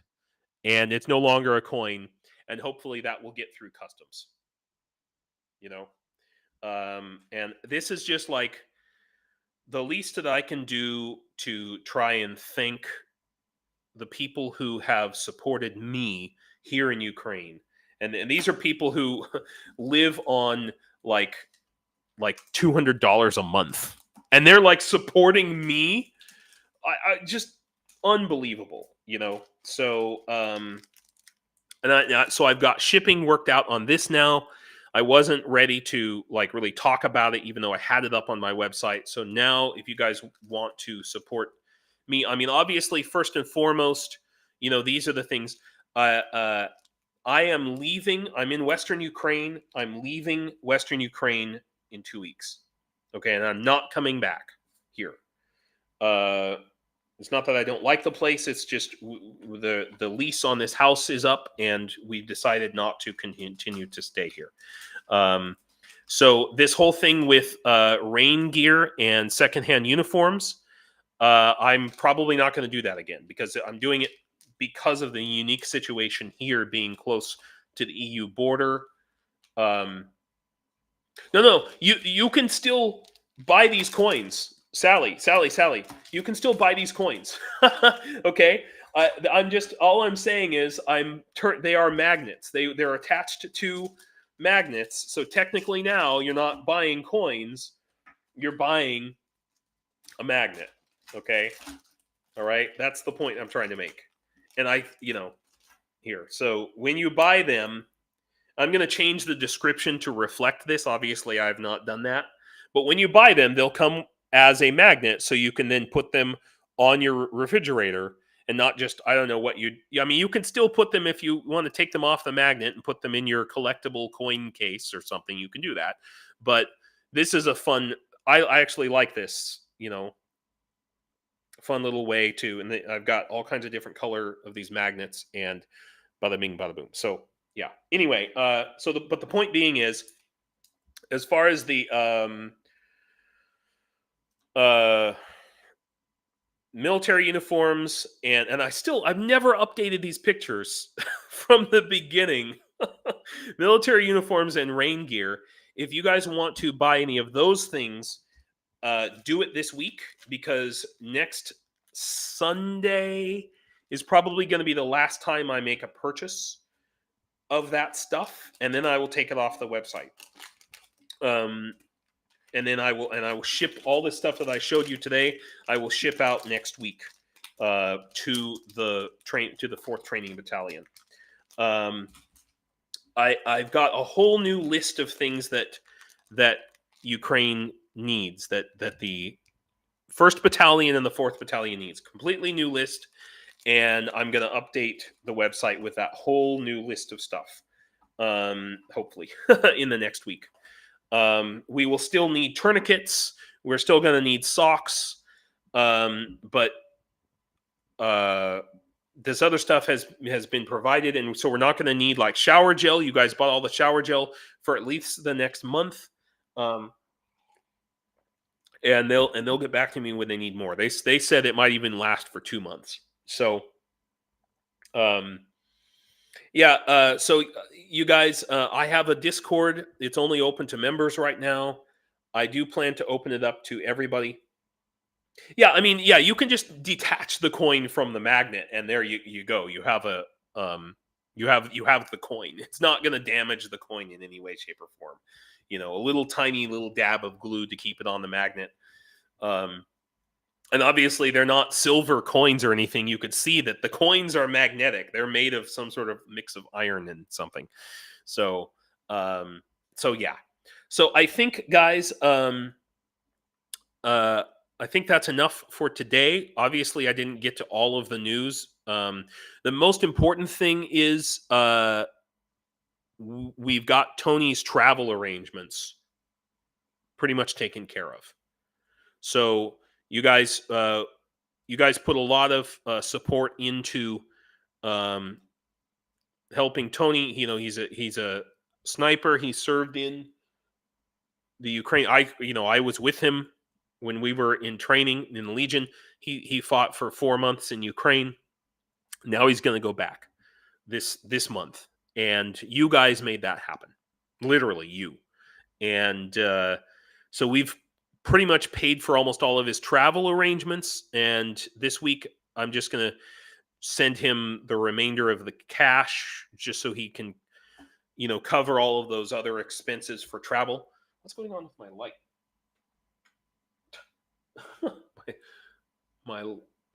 Okay.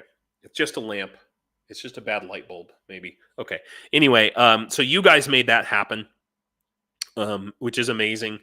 And we raised, about $1,500 total for him, including the cost of the ticket and everything.